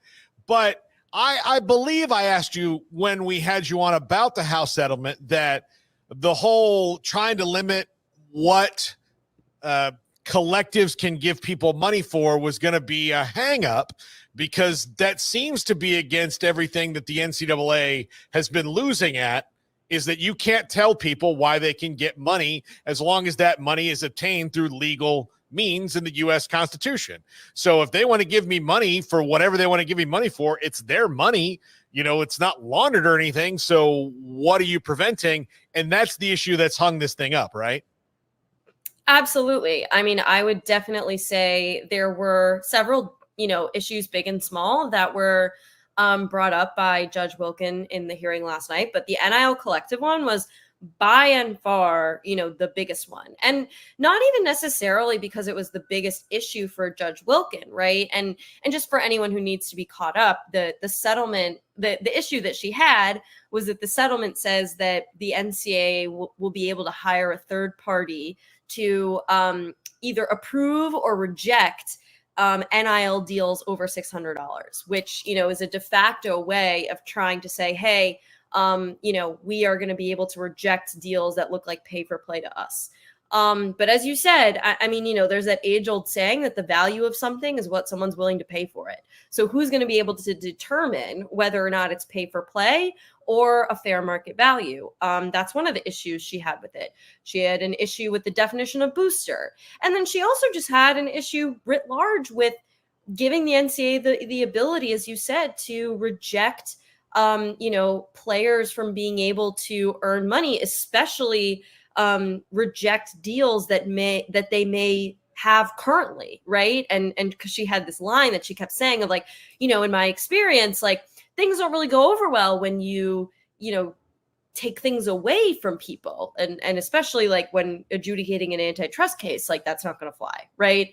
That last part was just me adding in. Yeah. But I mean, but it 100% was the biggest issue, because then the NCAA said, well, the lawyer was like, well, actually, like, if we don't have this provision, he said it's essential to us that we be able to police these deals. And if we don't have this provision in the settlement, we may not have a deal. Like, I got to go back to my clients and ask them if we still have a deal.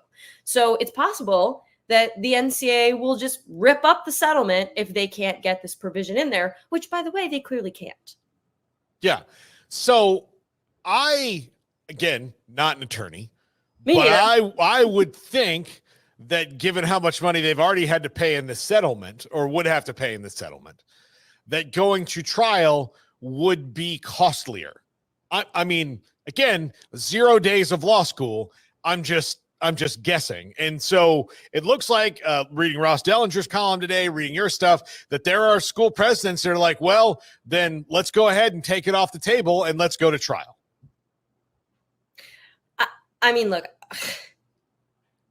the whole reason that the NCAA and the power conferences agreed to engage in a settlement conversation in the first place, which, by the way, they almost never do when it comes to antitrust cases. They never want to admit any sort of wrongdoing. Obviously, settlements, there's usually sort of a stipulation about not admitting wrongdoing, et cetera, et cetera. But like, they never want to settle because they never want to set a precedent where they have to pay players. But this settlement, the damages, and in an antitrust case, something called treble damages, which is like tripling the amount of damages that are originally like in the settlement. I'm sort of butchering that description. Yeah. But it would bankrupt the NCAA. That's the whole reason why they wanted to settle in the first place, or even, considered it. So for them all of a sudden to say, we might be willing to go to trial over this one issue that clearly they're obsessed with the power of NIL collectives, but like, it's hard to, like, they may not exist. Like, they literally could go bankrupt, right? So personally, I don't understand those comments coming, going to other reporters about, let's just go to trial. Well, if you lose, then the NCAA literally will cease to exist. And it's not because a law will make that so. It's because they will lose all their money. And by the way, so will the power conferences, and so will everybody else. So this is just a long-winded way of me saying it does not make any sense to me why they would go to trial based on their own words and their own public statements about the doomsday scenario that is losing the House case in court. Yeah, and maybe that's just posturing in some way, but I would think at this point, I mean, Jeffrey Kessler and the other attorneys kind of have them over a barrel here in that, okay, well, let's take out this provision about, monitoring the collectives. And I mean, I certainly think they could certainly put something in there where they can vet these things and make sure that people are legit, as opposed to just it being the Wild West. I don't think that would be disagreed to. But when you start putting a cap on earnings, that is where, like, that was what this is all about anyway. Right. It seems like the NCAA keeps missing that fact that, no, you guys got 100% of the money and they got 0% of the money. And now you're still trying to make sure that you get as much of that percentage as you can without realizing the reason you've lost this is that you took all that money for all this time. Right. And everyone should be aware that the judge who is making these decisions, this is not her first rodeo. She has adjudicated at the district court level two of the biggest, most seismic NCAA related antitrust cases in history, O'Bannon and Alston. Alston's the one that went all the way up to the Supreme Court. At the time, she conceded and softened some of the decisions that she made in those cases in order to, quote unquote, not be the judge who kills college sports. But in the post-Alston world, where a Supreme Court ruled 9-0 that the NCAA is in fact subject to, the economic laws of this country, despite what they've been saying for 40 years, I don't think she's afraid of that anymore. So she, more than anybody, is aware that when the NCAA, comes to you and says, we have this rule and it's supposed to be for amateurism and preserving, the athlete experience, but the rule is giving us the ability to keep the players from making more money. That's not going to fly with her. And, this isn't my idea. And I haven't gotten a chance to speak with one of the main attorneys, Jeff Kessler, since this hearing last night. He didn't seem particularly, interested in defending that part of the settlement either. He doesn't seem to care whether or not the athletes' NIL collective deals are restricted. Why would he? It's possible that he knew that the judge was going to have an issue with this and sort of said, you know what, NCAA, put it in, see if it flies. Okay, it's not going to fly. So now the NCAA either has to, agree to a settlement that does not include it or go to trial. Yeah. They seem to make the wrong decision each time on this. Like if they were playing Let's Make a Deal, they would always be like, well, I don't want the $50,000. I definitely need to know what's behind this door. And you're like, no, take the money and run. Like it could be an old candy bar behind the door. You don't know. Like, this. The bird in the hand kind of a thing, I think they don't quite get. And, we've heard reports that college leaders are working on a new model that would essentially replace the NCAA.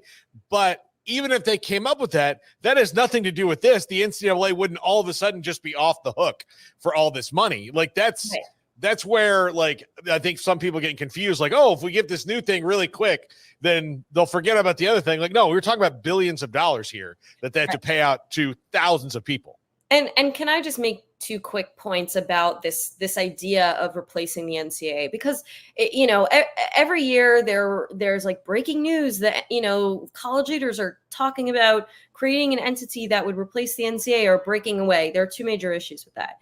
Issue number one, as you said, is the liability question.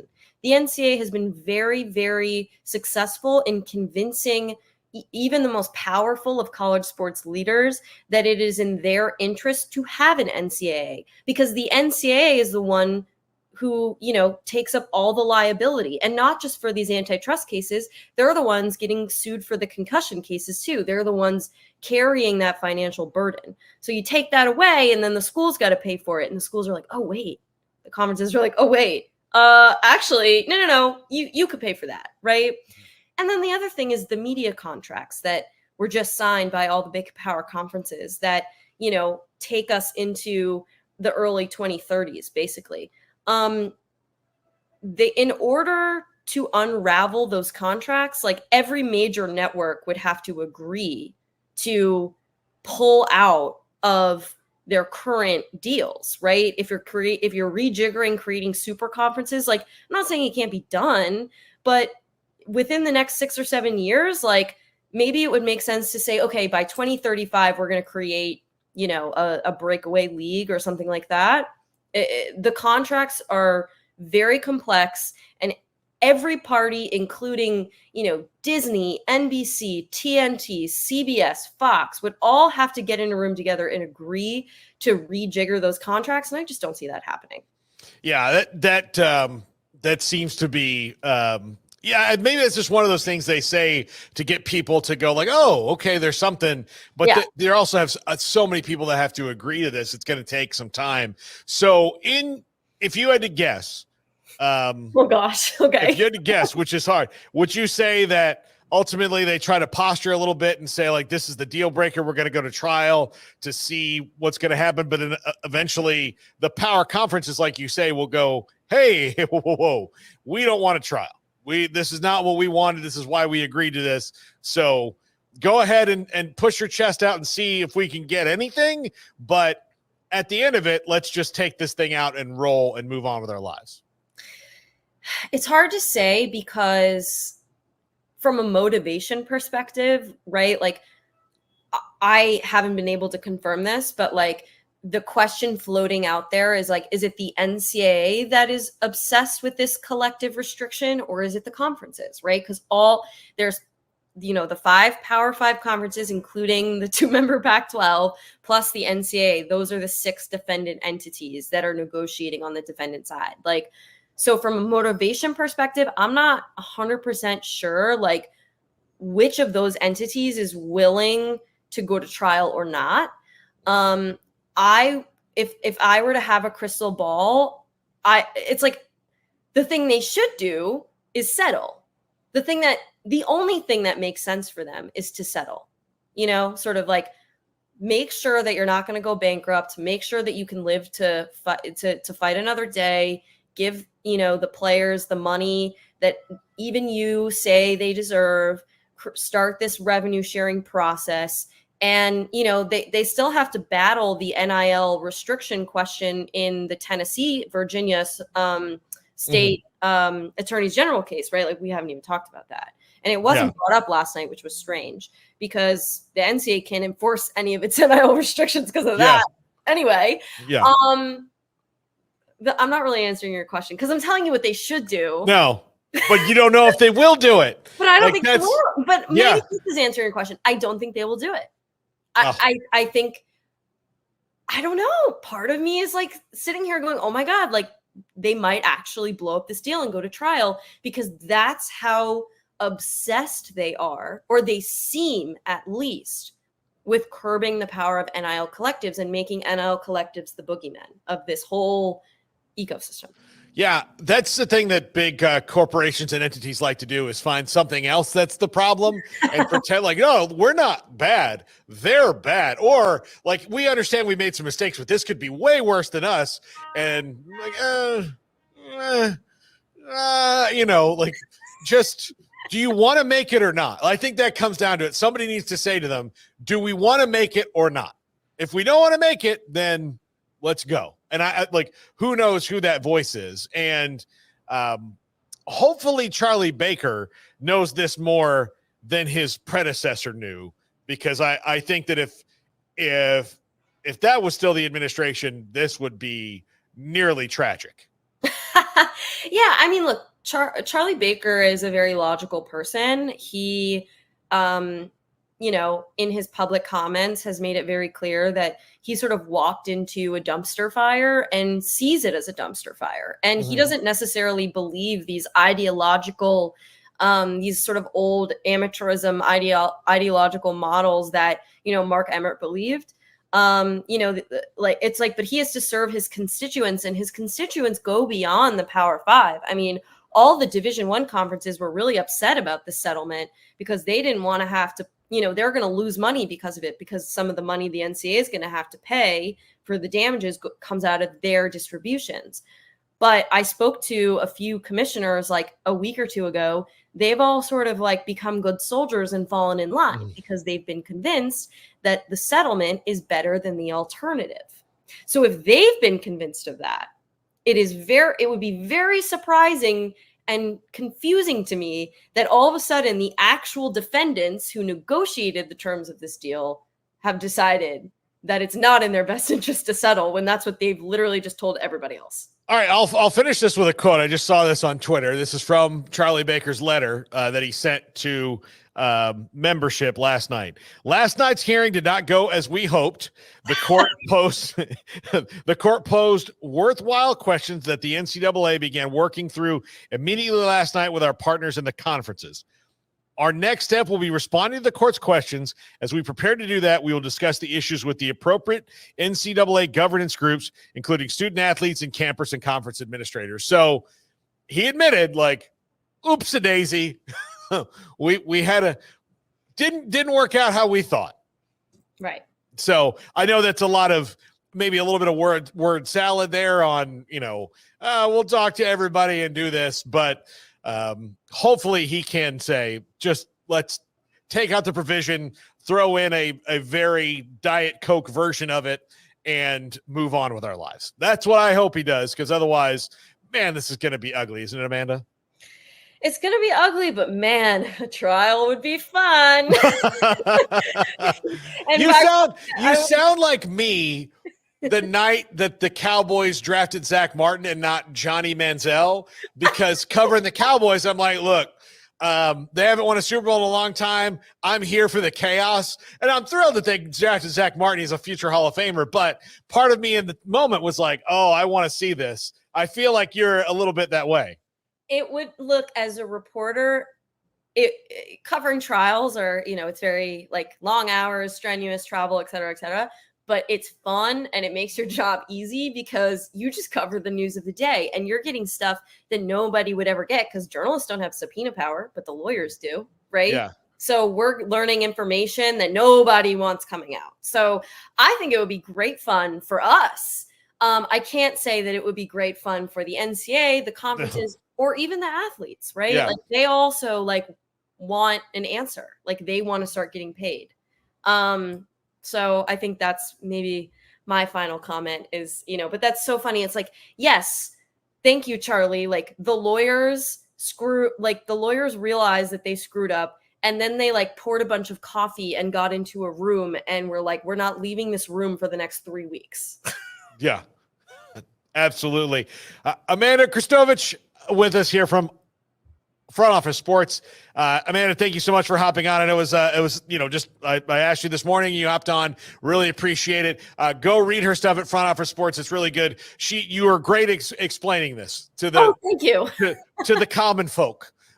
So we appreciate it. I'm one of the common folk, I have my lawyer sources who translate it all for me. Trust me. So thank you for being our go-between. Between the two. We appreciate it. Amanda, we'll have you on again soon. Thank you so much. Thanks. This is 365 Sports.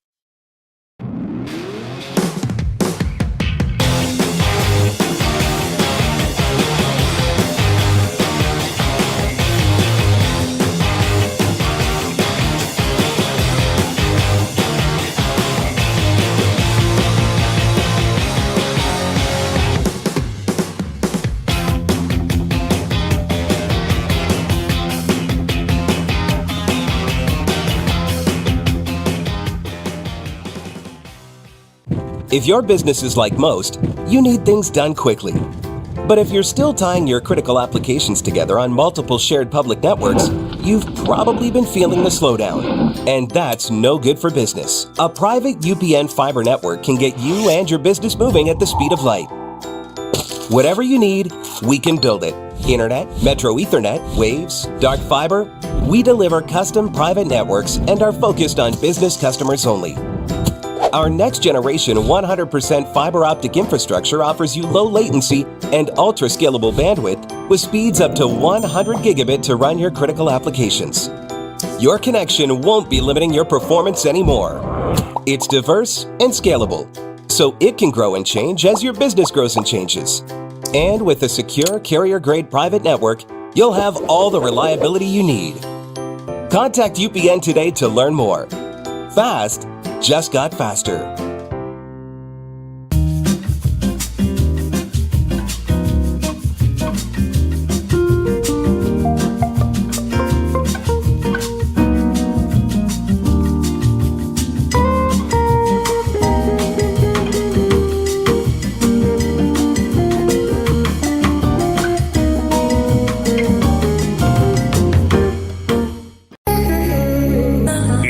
For Paul Catalina's Top 5, brought to you by Texas Beef House. Where's the best beef in Texas? Your house when you order from Texas Beef House. Unleash the flavor of Texas raised Wagyu. From our pasture to your plate, TexasBeefHouse.com. Welcome into Paul Catalina's Top 5 here on Friday, brought to you by Texas Beef House.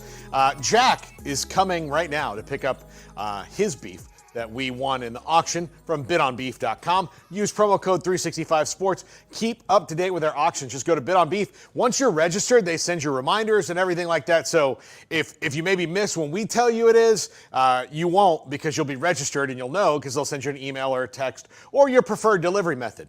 They do not send beef through text. That technology does not exist, but I can't wait for it to, because that'll be really exciting. I can't wait to open up the stuff that we got and start cooking with it. TexasBeefHouse.com, bidonbeef.com. Interesting storylines in week 2. Numero 5. Big 12 versus SEC. A couple of matchups this week. When you've got Arkansas and Oklahoma State and Mississippi State and Arizona State, Oklahoma versus Houston. So 3 different games this week. Big 12 versus the SEC. Let's be honest. They're not going to win one of them, at least. That is Oklahoma and Houston. Probably not going to happen. I'm sorry, Houston Cougar fans. Kyle, retired stockbroker, Juan, JG, all you guys. I'm sorry. You know it and I know it. Let's just deal with reality. But the other 2, maybe a little more likely. Now, they're probably not going to win. The SEC is probably not going to win against Oklahoma State and Arkansas. Oklahoma State should win that game. But Mississippi State and Arizona State provides the most interesting opportunity. And these games are big for the Big 12 because even the teams that aren't in the playoff discussion will be judged by these games. I get it. It makes no sense at all. But that's the case. They are going to be judged by this. And if a team like Oklahoma State is in contention for the playoff at the end of the year, this is a very important one so they can go, we beat an SEC team. See, we should be in there, especially if it comes down to the Big 12 getting a second team in. And say that second team would be Oklahoma State because they wouldn't have won the championship and they need to be the second team. Well, if they have a win over an SEC team, that bodes well for them. Number 4, DJ Lagway starts for the Gators. Is this the first of many this year? Only the first of several.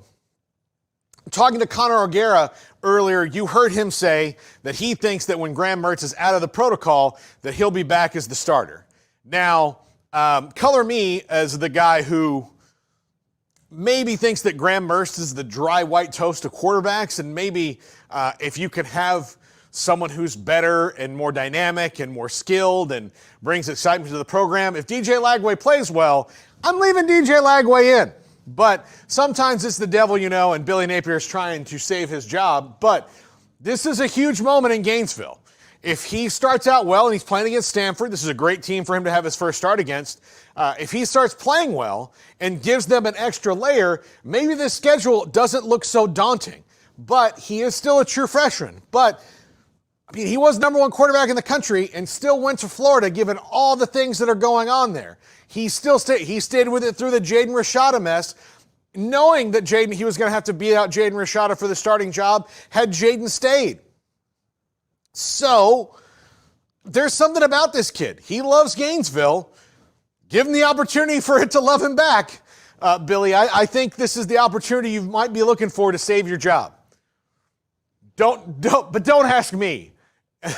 I'm really biased. You probably don't trust the source. I get it. I wouldn't trust me either. I get it. I am not motivated to help you. But I'm just saying, just saying. Number 3, is offense now legal in the state of Iowa? This is, of course, the cornfield for the Field of Dreams.